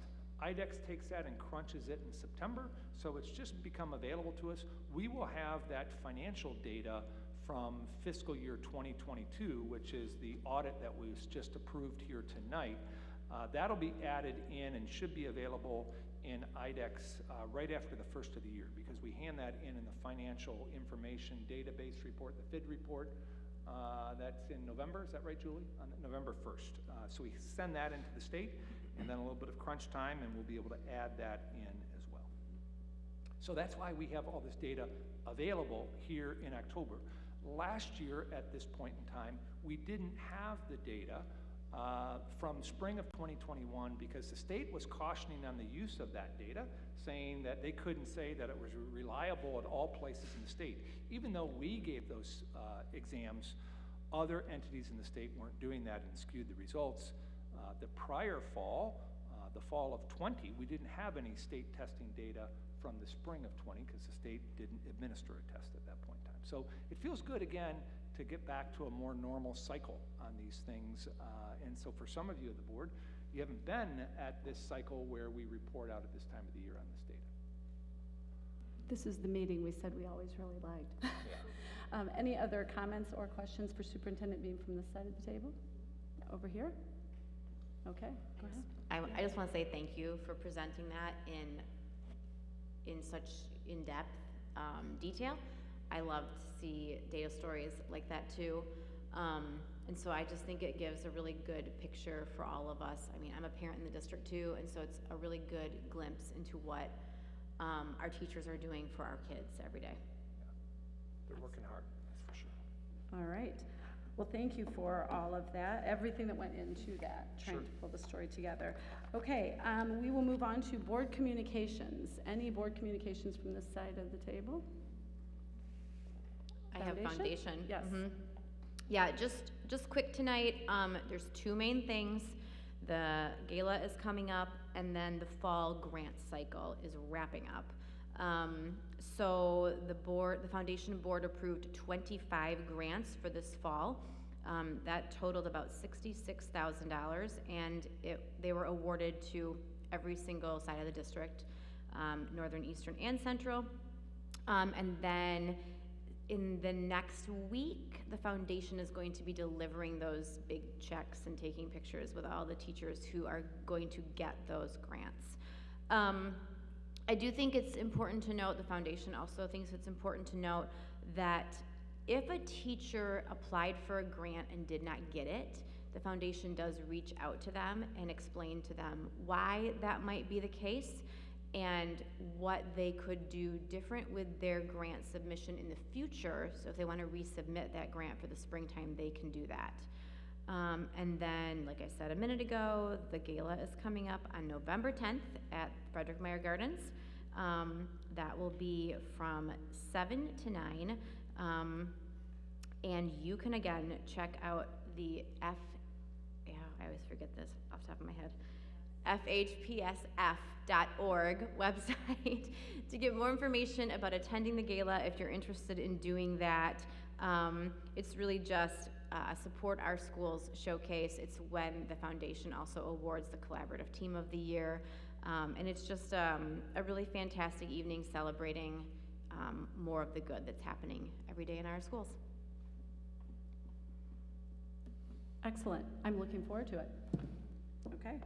All right. I have one more thing. Well, at this time. Mrs. Callahan. I'm sorry. Oh, I didn't think you had anything. You're up. I know we're not all attending, but I am so excited to be heading to Traverse City with Mrs. Tryon, Mrs. Kofel, and Dr. Fossen this weekend for the Michigan Association of School Boards Annual Leadership Conference, which is quite a mouthful, but we exposed ourselves to that last year. It's an incredible resource for our community. We are taking classes, we are sitting in on speakers and presentations, and we'll be so excited to share with you some learning at our next meeting. Excellent.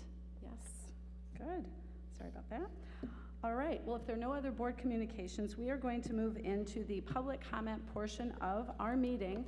And what I would like to do is open it up first. If there are any students in the audience that would like to address the board, I'd like to invite them to come up. As anyone comes up, I'll remind you, I think that the guidelines are posted up at the podium, but please state your name And please limit your comments to 3 minutes, and there will be a timer up there. We will listen to everybody's comments and then make sure we can direct the questions or concerns to the right person in the district to handle it. So if there are any students, we'll ask for students first.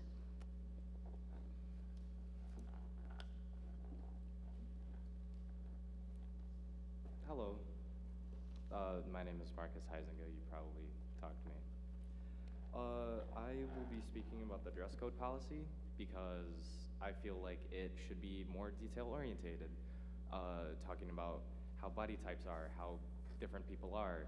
Two people might be wearing the exact same thing, and whoever might be looking more, provocative, or might be looking, not really professional, they might get dress coded. And I feel like from what I have discussed with other classmates and from what I have kind of seen myself, that someone who is wearing more than another person, they get dress coded. And I feel like that should be taken into account, and I feel like that should be kind of spoken about. And I'm not saying like, hey, don't remove it, no, I'm not saying let's remove the dress code. I'm not saying let's completely tear down everything. I'm all for a dress code, and I perfectly love having a dress code. But I would rather have it more detailed than, let's say, hey, you have this and this, but then it doesn't go into depth about what should it look like and what should it actually have. I was told that from what I have spoken to a couple of different VPs and also even my main office people, that I wasn't allowed to take people's personal opinions about dress code, but I feel like that's all from what I've been told, with how people think and people actually feel about it, and why we have a dress code. And I understand that the dress code is definitely there for educational purpose, and I love having a dress code, but I feel like it should take into account with how different body types are and how different people look and decide to, act with that whole dress. And I feel like with how the school right now that I'm at, FHN, we prioritize dress code instead of like actual really bad problems, like people on their phones when they shouldn't be, vaping in the bathrooms, just people actually bullying other kids, and throughout just the entire time, people would decide to not really focus on that, and they're always just like, oh, dress code, I'm gonna dress code you, you have to get sent to the office. And I even was told and showed by one of my other friends that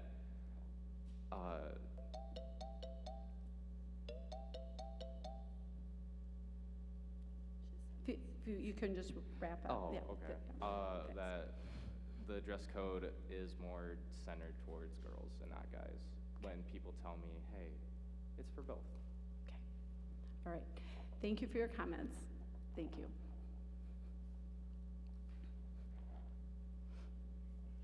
Yeah. Are there any other students that would like to make a comment this evening?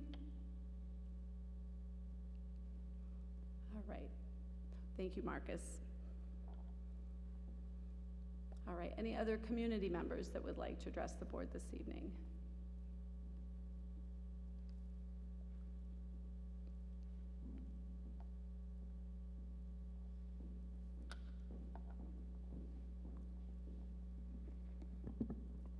My name is Stephanie Boone. I live at 2205 Knoll Point Drive. Thank you, Dan, for the very positive, in-depth district report. It was very good. Just a reminder that we still do have a lot of work to do, though. Conscience is the inner sense of the moral goodness or blameworthiness of one's own conduct, with a feeling of obligation to do right or be good. Look around you. There is a hero amongst you, right up here. or it might be in the front row, I'm not sure. Someone within the FHPS administration or Board of Ed has a conscience. How do I know this? Because within the past year, I have watched at least 9 age-inappropriate, sexually explicit books disappear from the shelves of FHPS. What's even more interesting is that this occurred without the books having gone through the district's formal book reconsideration process. While I am extremely grateful that one or more of our administration or board have done the right thing, I am extremely concerned about the lack of transparency with the stakeholders of FHPS. It's evident here, and it seems to be a common thread amongst our administration and board. Shouldn't you be proud to acknowledge the fact that you are removing smut from our bookshelves? Thank you for shielding young minds from addictive pornographic words and imagery.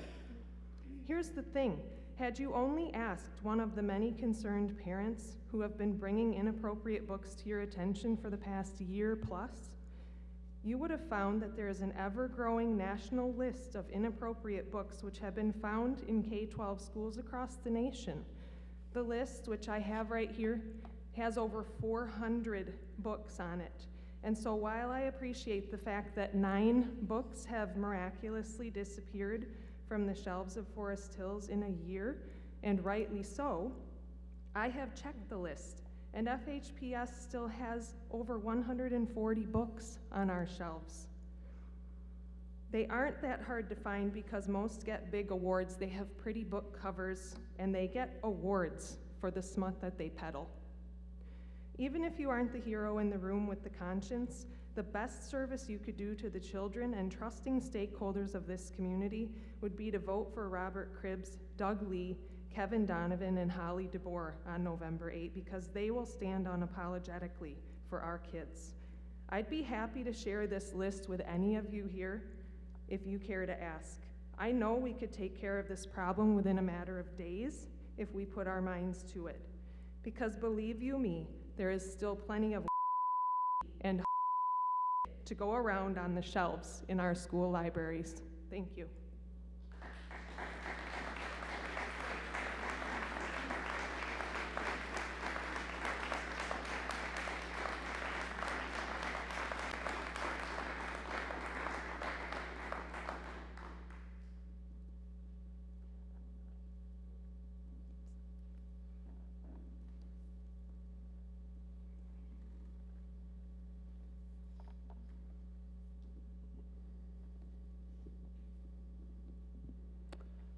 Hello, my name is Mike Loix. I'm at 639 Altadale in Ada. My wife and 4 children, 3 of which of the kids are still in the district. I did want to start off with a couple items on the bylaws. I brought this up before. Series 2000 bylaws, 2504, public participation at board meetings. Just want to remind anyone that's not aware of this. Quote, any member of the public may address the board at a board meeting subject to the following rules. Rule number 6.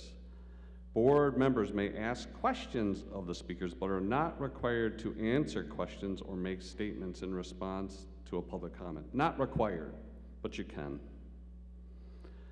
As Stephanie mentioned, over the last 1+ years, we've had many of us parents and grandparents speak to you about our concerns regarding books that are not age appropriate and issues that include medical freedom. These include requirements for staff and potentially to wear masks and potentially vaccine mandates and other medical interventions. So, Suzanne, Kristen, Nicole, Mary, Maggie, and CJ, I have a question for you. Do you have any comments about the importance of age-appropriate books in our school system? You have censored parents who have shared examples of this. Some say we are book burners, or we want to ban books. That's really funny. We simply want parents to have a say, along with common sense processes to prevent the books that are inappropriate from getting into our schools. Suzanne, thank you for sharing the book review process a few weeks ago. I asked you about that. I'm going to follow up with Scott with that, but so far what I read through is the burden is on the parents to find and notify the school. It's like the cow has left the, you know what I mean, left the barn. But now onto the medical freedom issue.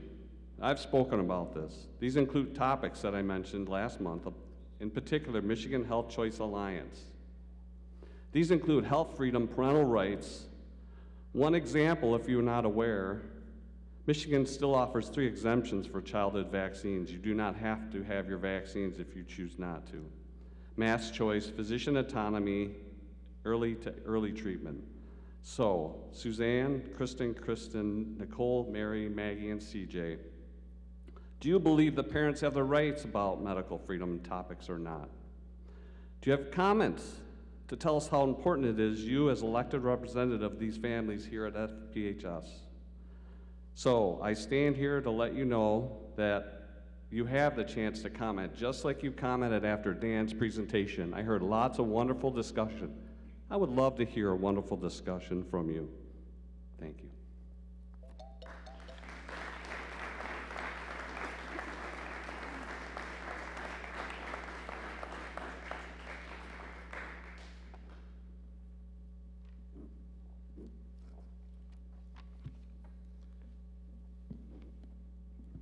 My name is Doug Lee and I live in Ada.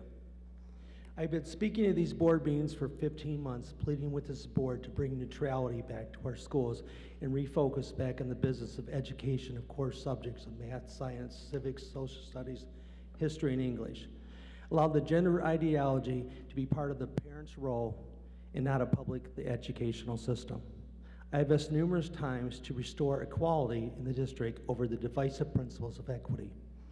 I've asked this board to remove the ideology of CRT through social emotional learning third-party programs. Your response was to increase exposure to sexually explicit materials. This board continues to receive advice from others whose interests are self-serving and deceitful, such as the National Association of School Boards, National Association of Education, and Michigan Association of Education, and True Law. Your refusal to listen to the community as a whole has created a community divide. This division could all been eliminated by true leadership, which at times is not easy or unpopular. This board has given its powers to special interests and betrayed your community. Exercising your right of grievance provided to us by the U.S. Constitution is an American principle and a fundamental foundation of this country. Addressing grievances is not attacking, and there's a difference. We expect dialogue on grievances. What we get is blank stares and silence. There are 10 people running for Board of Education. Although all 10 might not agree on fundamental principles, it does demonstrate how the current board is not representative of the citizens. As a result, I decided to run for school board and enter the world of politics, a world of lies and deception. If elected, I will restore our community as a whole and not representative of small special interests. I will remove the ideology of CRT, and this board will be transparent. For example, when one of our high school principals, during the last meeting of public forum, apologized for a student wearing American flag shirt, there will be consequences. When the board approves $12 million monthly budget with only 5 lines of detail, and when requested was told that would cost $240 for the additional information through my FOIA request, that will stop too. Back in 2021, our group asked Dan Beam about ideology of CRT was taught in school. He said he didn't even know what it was. When we did our FOIA request for that period of a year, the cost was $409,899.10. I wonder what was hiding. Dan, I do feel flattered today. I feel that you gave me a special presentation because last time we talked about your standing, I gave you a D-. What you failed to choose to do is you compared us. We don't suck as bad as everybody else, but you forgot to compare us to previous 17 years at Forest Hills. We need to compare our district to ourselves, not how bad other people do. Thank you.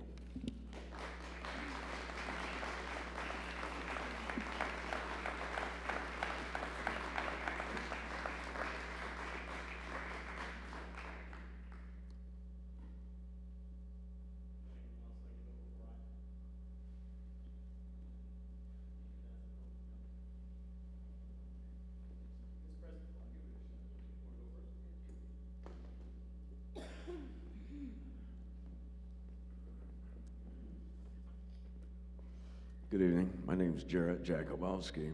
My family has been on White Hills in the district for 34 years. Tonight I'm going to be short and sweet, bittersweet. Because of a bout of laryngitis, my voice is not all back, not yet. However, I assure you, my voice, along with so many others, will be back and heard loud and clear in November. Next year, this board will look and function very differently when it begins to finally listen to and respond to the parents, grandparents, and taxpayers of this district who are concerned about lack of budget transparency, questionable administrative compensation, CRT disguised under the cover of SEL, the busing debacle, age-inappropriate books in the libraries and stashed on teachers' own shelves, stealth grooming, sexualizing, and socio-political propagandizing. You hear me now? Social political propaganda. What is going on here, gang? Propagandizing our children, declining enrollment of district students, and statewide ratings. And more to this sad litany that I wish I had a better voice to complete. Again, our voices will be heard loud and clear next month. Stay tuned. Thank you.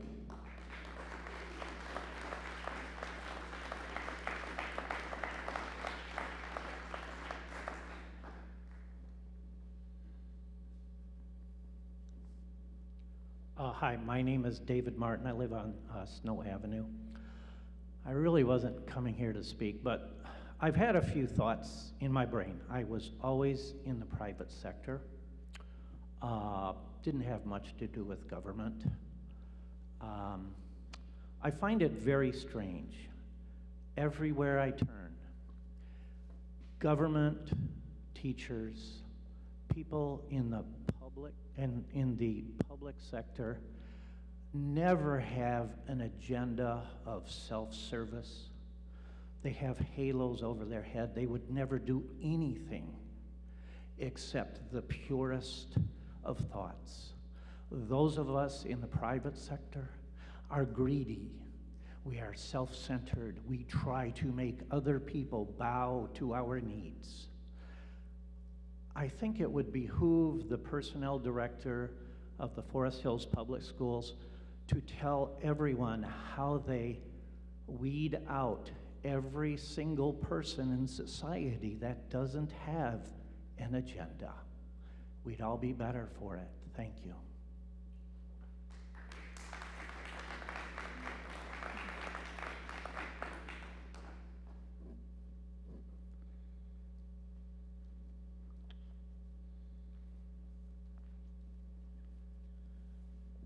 Hi there, I'm Scott Van Salkema. I live in Cascade. I'd like to piggyback a little bit on what Marcus said regarding the dress coding. Basically, the Forest Hills Central varsity cheerleaders don't have enough uniforms that actually appropriately fit. Half of them, the bottom of their butt cheeks would hang out, or they do hang out. If they were not school uniforms, more than likely they would be dress coded. My daughter's a cheerleader herself, and the skirt barely fits. So that's number one. Also had a few other things I've mentioned before about the board book. I was able to contact Don Watruba, the executive director of the Michigan Association of School Boards. He told me that Forest Hills pays $3,000 a year for the board book. The best example of what I'm trying to get is the finance committee, how they have everything laid out. It's 11 pages long, but everything is detailed, as opposed to having to click on each individual minutia thing. Again, you guys also, regarding budget transparency, authorized $15,121,761.85. 54.5% of that was for general costs. 45.4% of that was for employees and flex spending. You guys constantly say that you spend 80% of the $100+ million budget on employees, but whenever I've done the math or even looked at these budgets, it's always higher on the left side for general funding, not the employee side. One thing that I was particularly regarding the lack of transparency, you guys got a new pickup truck, which is great. I understand vehicles run out. There's 130,000 miles on it. I'm guessing it's probably seen better days. But what did you guys get? Is it I'm assuming it's 4x4. Is it 2,500? Is it 1,500? Is it a heavy duty? Will it be for plowing? Will it be for this? Will it be for that? This is all of our money back here, taxpayer money. So just have a little bit more transparency as to what we're getting for that. You guys say that you wanted to get new office furniture or obviously furniture for the different buildings. Again, what's included? Just a little bit more, just as opposed to 3 lines or 3 little paragraphs saying we're getting X amount of chairs for Collins, we're getting X amount of chairs for this. Just more detail like every other government entity does. They are more transparent. You guys did not discuss at all about the Professional Development Advisory Committee that you're going to be doing. You said look at MCL 388.1701, Section 10. Basically, what is included in that is 38 hours of professional development would count as pupil instruction. Who's going to be on this committee?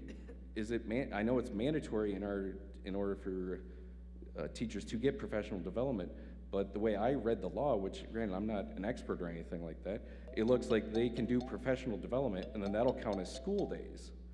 So do kids lose school or what? There just wasn't really much clarification. And like I said at the last board meeting, you guys never really discuss anything. You just gloss over it and just rubber stamp with this consent grouping. And I would just like to see some more dialogue between you guys. Ask questions. That's what a lot of other government agencies do, and you guys are a function of our government. Thank you.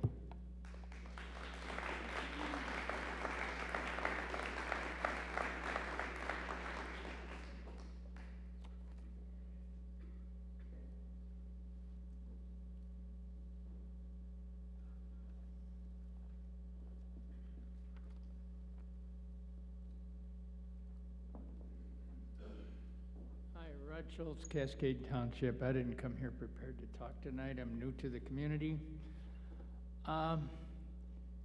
Having owned a couple of businesses, one of them was fairly good size and worked in some big businesses, I watched the budget and how we assign administrative costs and how we assign other costs, and to me that's a total joke.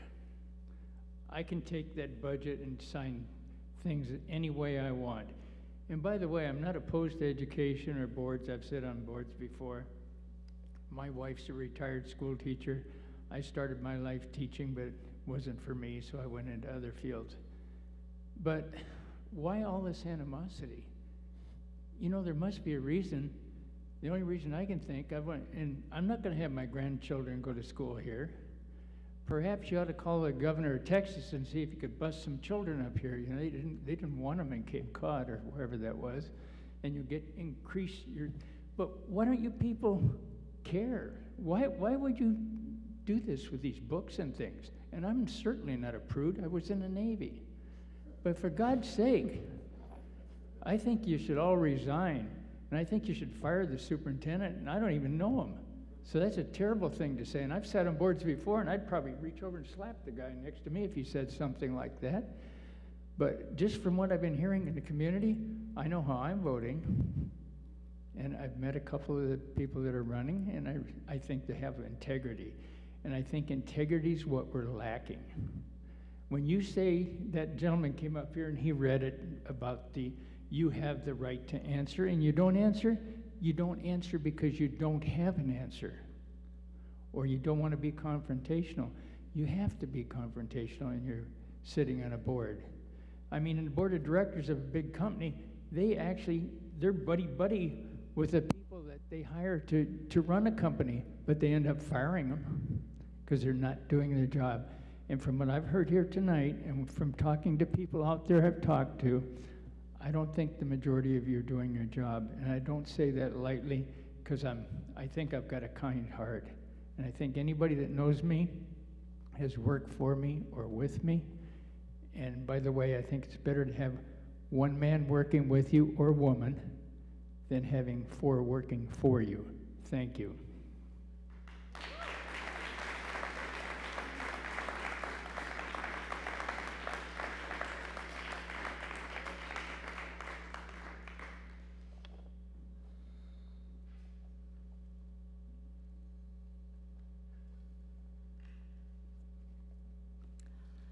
My name is Robin Vanderjack from Cascade Township, and I was on a local site called Nextdoor and happened across a heated debate that was going on in regards to a number of books found in the Forest Hills School Library. So I decided to do a little research on the titles of the books that I had heard about, and frankly was shocked at what I read. These are still on the shelves as of October, and I checked with the sheriff, and he said he would not arrest me for reading from this Forest Hills school book, as it is my First Amendment right. Although anyone under 18 years of old should leave the gym. This is just one of 7. This one is entitled Push. It's a book that has explicit sexual activities, including incest, molestation, sexual nudity, controversial racial commentary, drug use, violence, including self-harm. It's a story of a girl who was molested by her father, and I'll just start reading.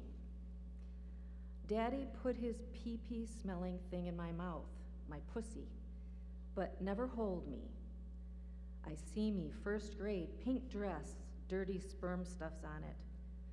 No one combs my hair. 2nd grade, 3rd grade, 4th grade seem like one dark night.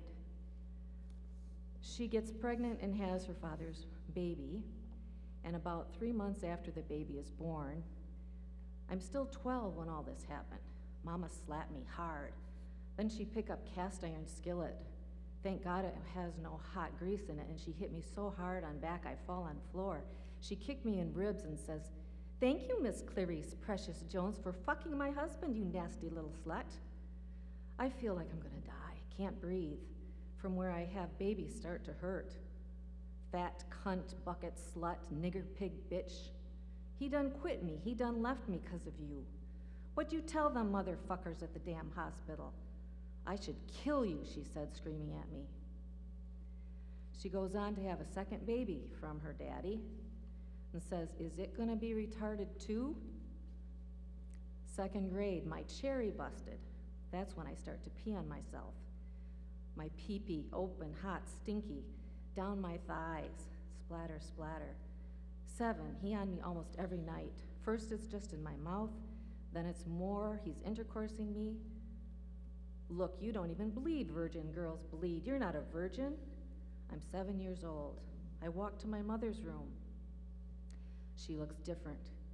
She's talking, yeah, that's just some of what was in this book, and there are 6 more just like it.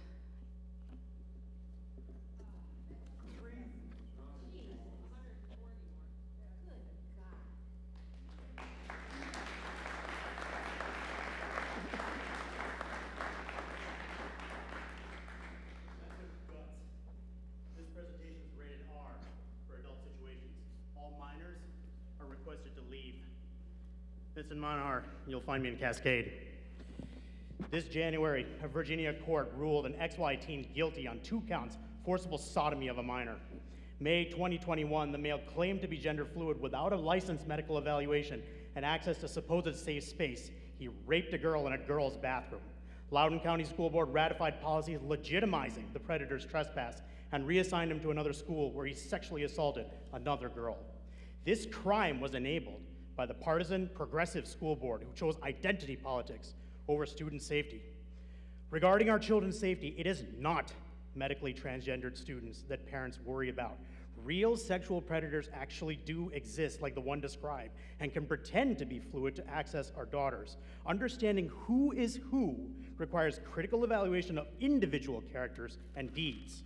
However, a majority of progressive leftists prefer broad, genital-obsessed stereotypes to label and rank people. True misogyny is to care about the victimized woman only if she's perceived the most marginalized group in the room. So much for #MeToo.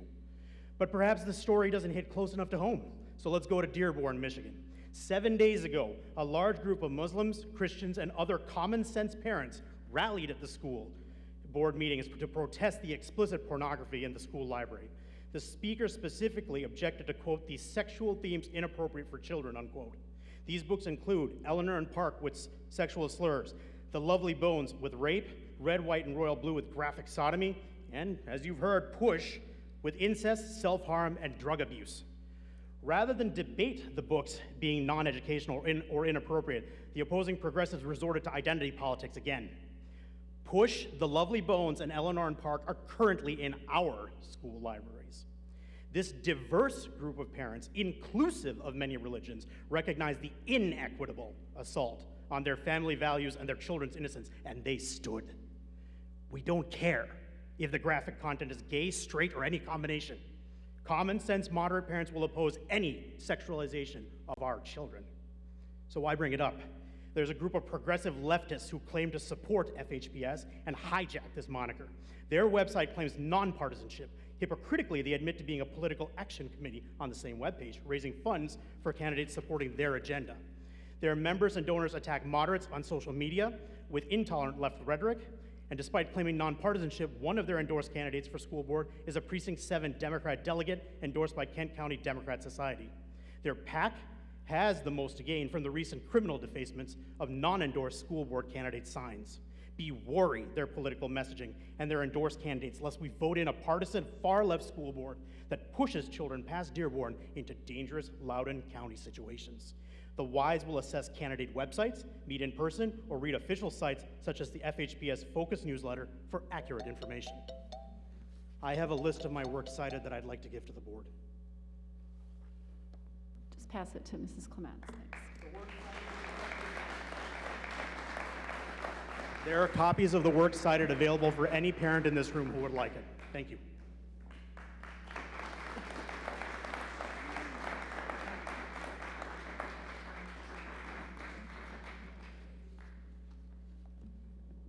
My name is Chris Crandall. I actually live in Rockford, and I pulled my children from the public schools 14 years ago. The last straw for me was seeing my children in a room. The principal and the assistant principal stood in front of the entire student body speaking on the microphones, and there was no hesitation from the children. They continued to talk right on through the principal and the assistant principal. I called the principal out on it. I had a few minutes in his office. He didn't see a problem with it, and I said, there is a huge problem that there's no respect for authority. I would assume, I hope that doesn't happen here. I don't know. This is honestly my first Forest Hills meeting, but as I listened to all of this go on, I was really uncomfortable. And I watched your faces. And I'm looking at each of you in the eye. I'm disgusted. And I am going to pray for each of you tonight. Mr. Superintendent, I'm looking at you right now. As each of you lay your head on your pillows tonight, I pray that you will wrestle with this and that God will speak to you. This is disgusting. And I don't know how you can pretend to care for our kids. Who cares if they have a great scholarship to a college and yet they are addicted to pornography? This is disgusting, and I will pray for each of you that you will wrestle with it and that you will take action and do something about it. Thank you.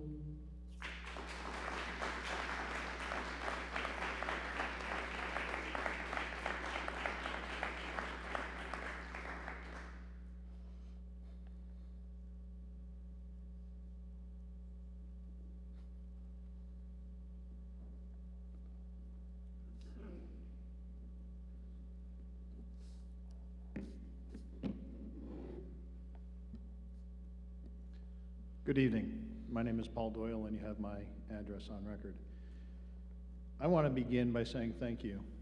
I find it hard to understand how you can sit through and endure the things that you do at these meetings and so many days, and I really am grateful. The community, many members of the community have said that they want to see change, and change at the board. One way or another, it's going to happen. Nicole's not running again. There's going to be at least one new face sitting up there. There may be many, there may be few, but there will be change. So one change I would hope to see is that the board thinks about itself a little bit differently next year, and it thinks about how it conducts its business a little bit differently. One way in particular is I'd hope that you, the board, can create channels of direct, unfiltered communication with various groups of staff in the district. I'll give you an example. The bus drivers in the transportation department, they do not believe that you know them, understand them, or the work that they do, and the challenges that they face every day. You may not. I don't know for sure, but I can tell you that they don't believe you do. I also know that I have never seen you as a group or as a set of individuals or individually come and spend time directly with the bus drivers to find out what's going on, to make sure that you know what's happening in the department or what's not happening. You may or may not be aware that we are shorthanded, but we are, I think, perhaps more shorthanded than you may know. We're currently down 5 bus drivers from a fully staffed perspective. We're within days of losing 3 more drivers. We're going to be down 8 drivers, yet we're not shutting routes down right now. The strain that people are experiencing is reaching or has passed a breaking point. I genuinely think it's time to face the question of, can we shut down routes, take better care of the staff that you have, and do the best job we can with who we have, while we work together to solve this problem. I know that there are many here that want to attack you on every problem and every flaw that the district has, and that's wrong. But the best way to solve problems is with you, the members of the board, getting direct, honest feedback, and then helping your superintendent and his staff know what direction you want them to take, and making sure that they take it in a manner that you think is appropriate, and if not, help correct for that. So again, in closing, thank you. We're going to have a new board in one way or another, and the district is going to have a chance to express, and the people of the community are going to have a chance to express what they want. Thank you.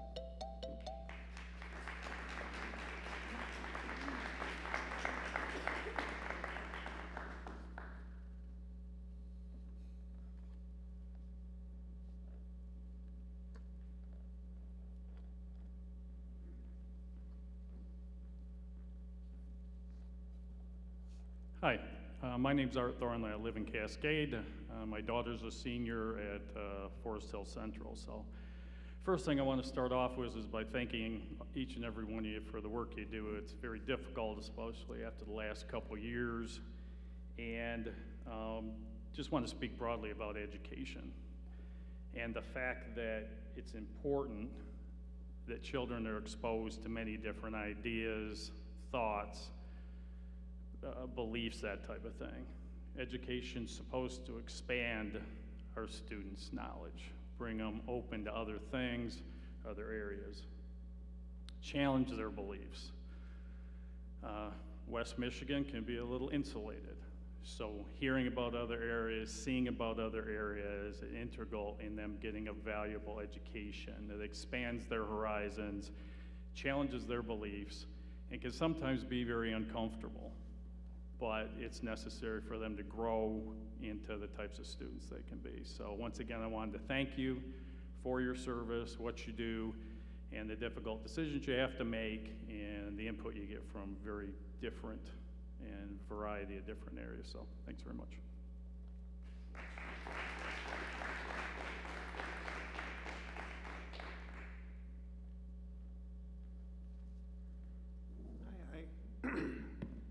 My name's Jim Falling. I live on Whirlaway Court. I'm a father of 2 Husky graduates. I've attended city council meetings in Kentwood. Our part of Kentwood falls in Forest Hills Northern School District, and I've been to these meetings before. And you know, the level of detail, and not mundane things, but God bless you for getting into the details of the work. So I know it's hard, and it's not as interesting as reading my history books or something, so I appreciate your doing it instead of me having to do it. So for my 2 kids, one was a super rock star, won all kinds of awards, recent graduate of University of Michigan.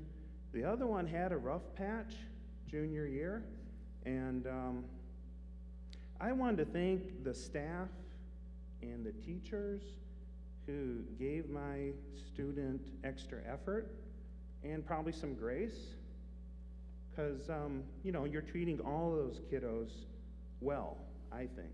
I mentor every week at Southwest Community Campus in GR Public Schools.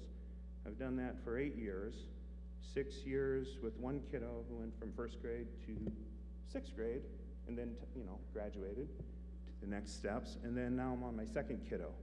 And you know, in that school district, I see families don't have as much resources.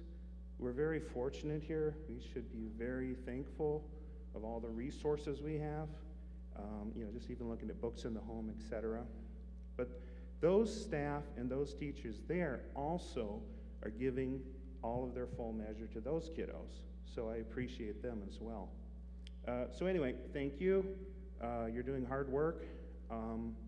The kid that had the rough patch, he's a senior now over in Chicago. 7th semester, all A's. All those 7 semesters, and it's economics. It's like math I didn't do when I got my MBA. I mean, it's heavy duty stuff. So anyway, thank you, appreciate it. Good night.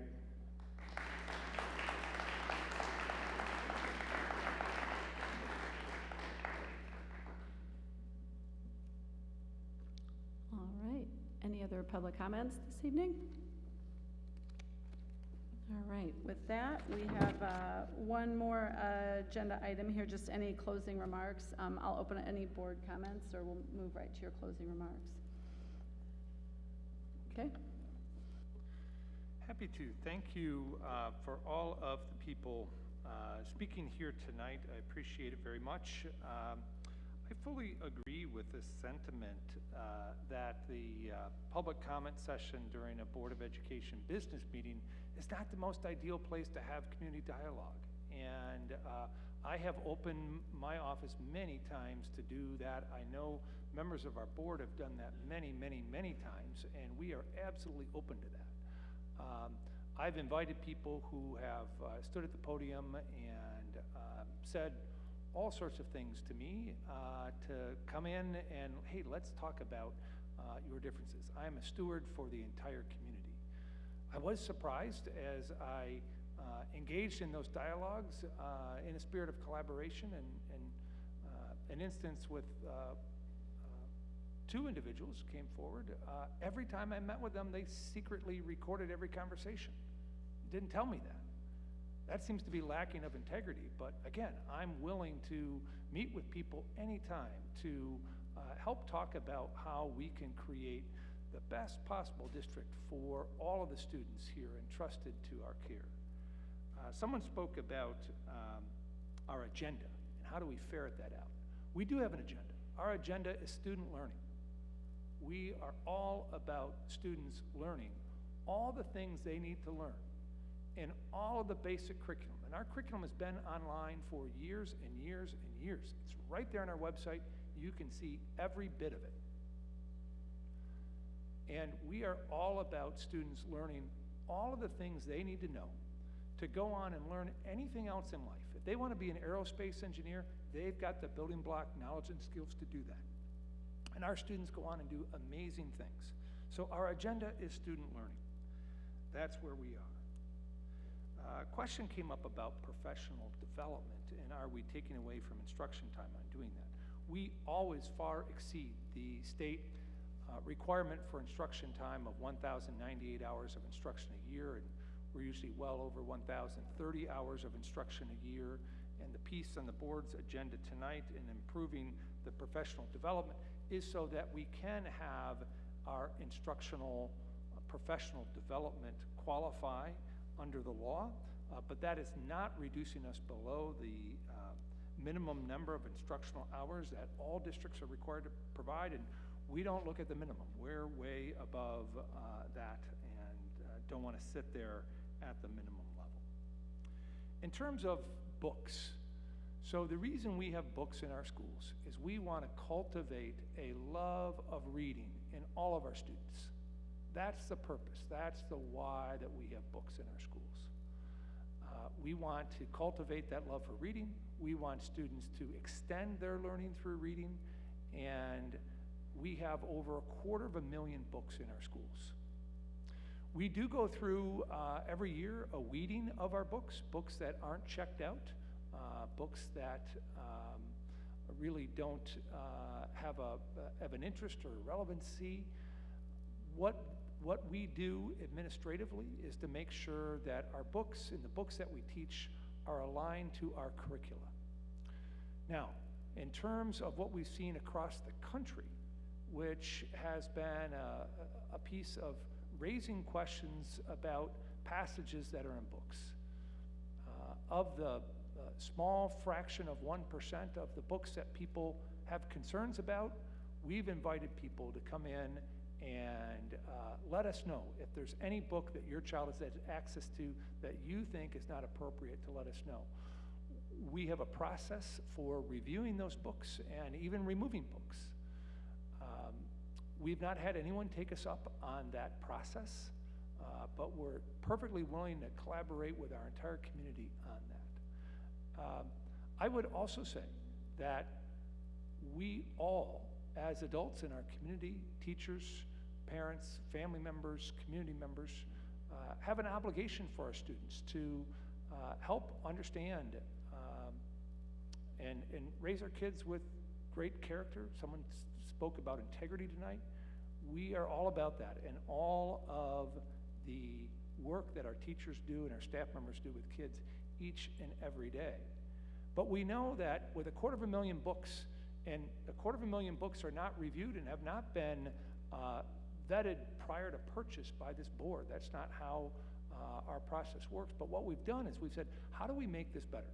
How do we keep material that is not at all appropriate for young children out of the hands of young children? How do we put parents in charge on that?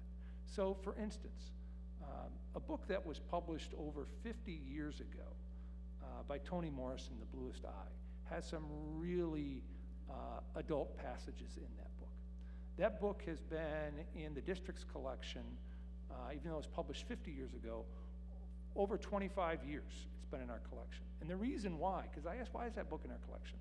That was on the advanced placement literature reading list for a possible test in the advanced placement exam.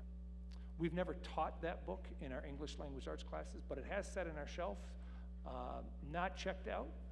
And we looked at that and we said, you know what? We need to put a parent permission piece on that book and other books that are like it. So this year is the first year in over the 25 years that we've had it, that if a student wants to go check out that book, they got to get parent permission. Just like if we were to show a clip from Saving Private Ryan, an R-rated movie in one of our classrooms, we would reach out to our parents first. We want to partner with our parents on all these pieces. People come forward with different lists of books at different times and say that some of these books are part of our 250,000 books in our collection. Our purpose for having books is for the students to develop a love of reading and for students to continue their learning through reading.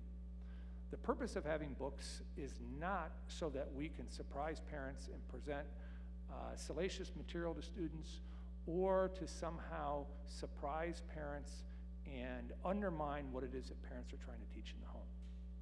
To the extent that we can continue to work with people, and we have, and our Assistant Superintendent for Instruction has worked with parents and families on all of these pieces to make sure we are furthering that aim. We continue to seek to partner with with anyone at any point in time on that. We look to, as we saw tonight, compare how we're doing with our students in student achievement against ourselves. I don't know if that was missed, but the blue line went back against ourselves all those years. So we were comparing to ourselves. And I said that. That's the most important comparison that we have. So perhaps I wasn't clear about it. If not, I apologize.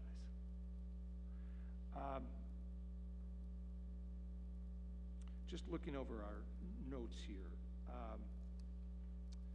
It's also talked about equity and equality. You know, our youth athletic teams, there's a lot of people in this room that help coach sports on youth. I mentioned my own time with a basketball coach when I was in middle school, helping me after practice on layups and a couple of other teammates of mine and on shooting style and free throws. That's providing extra help for someone that needs it. That's what we define as equity. People get what they need.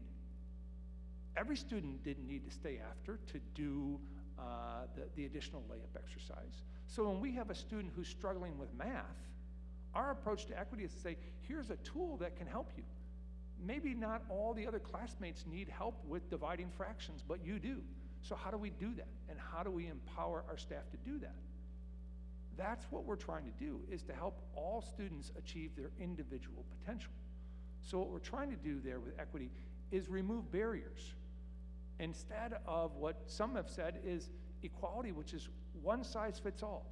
The same approach to the lesson on dividing fractions, whether you get it or you don't get it, that's it, and we're done, and we're moving on to the next thing. That's how we will leave students behind in their learning and in their achievement.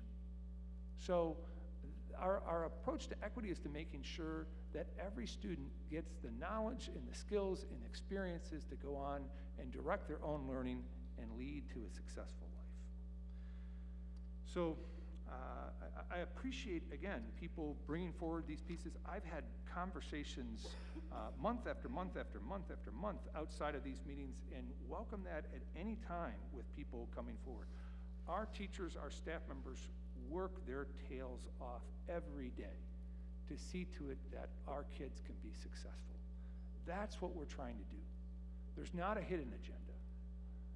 Our agenda is student learning. And these have been difficult times. I get that. And our teachers and staff members have been leaning in every day.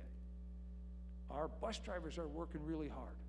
We heard about that tonight, and the strain is immense there. We have very few people from our community that serve as bus drivers. And many of our drivers come from other communities.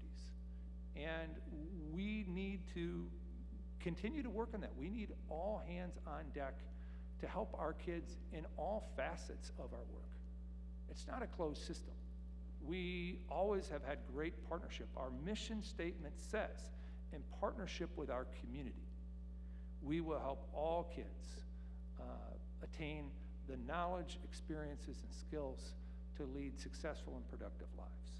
So we continue to have that partnership with our community open every day, and we appreciate all of those folks that come to help our kids grow and succeed. And we're not perfect. We're trying to get better, and we're working with people all the time to try to produce outcomes that's going to lead to success for all of our students. If you haven't seen, it is somewhat of polarized times all across our country. And what I think we can do best is when we set aside that partisanship and polarization, we focus on the needs of our students and focus on what we have as our mission as a district and an organization, and our vision of all of our students achieving individual potential. So again, we continue to work on that, and I continue to partner with anyone. And we spend a couple of hours each month in these board meetings, but boy, there are hundreds and hundreds more hours outside of these board meetings that we're working with people all the time, and invite anyone to the table to help with that. It's not always that the entire community comes to a point where everyone agrees on what should be done. What should be done about, a couple years ago, public health mitigation strategies or orders or the like. But we continue that dialogue with folks every single month. I think some people are looking for that dialogue, but they're looking for it at a business meeting of the board of directors of the organization. And what I know all these board members have done many times in between these meetings, and I as well, is to meet with people outside of these processes to have that dialogue back and forth. And we look to continue to do that for the success and betterment of all of our students. So those are my final remarks.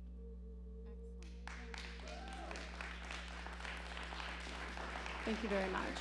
All right. Well, with that, I am looking for a motion to adjourn. I make a motion to adjourn. Support. Support. Thank you. Adjourn.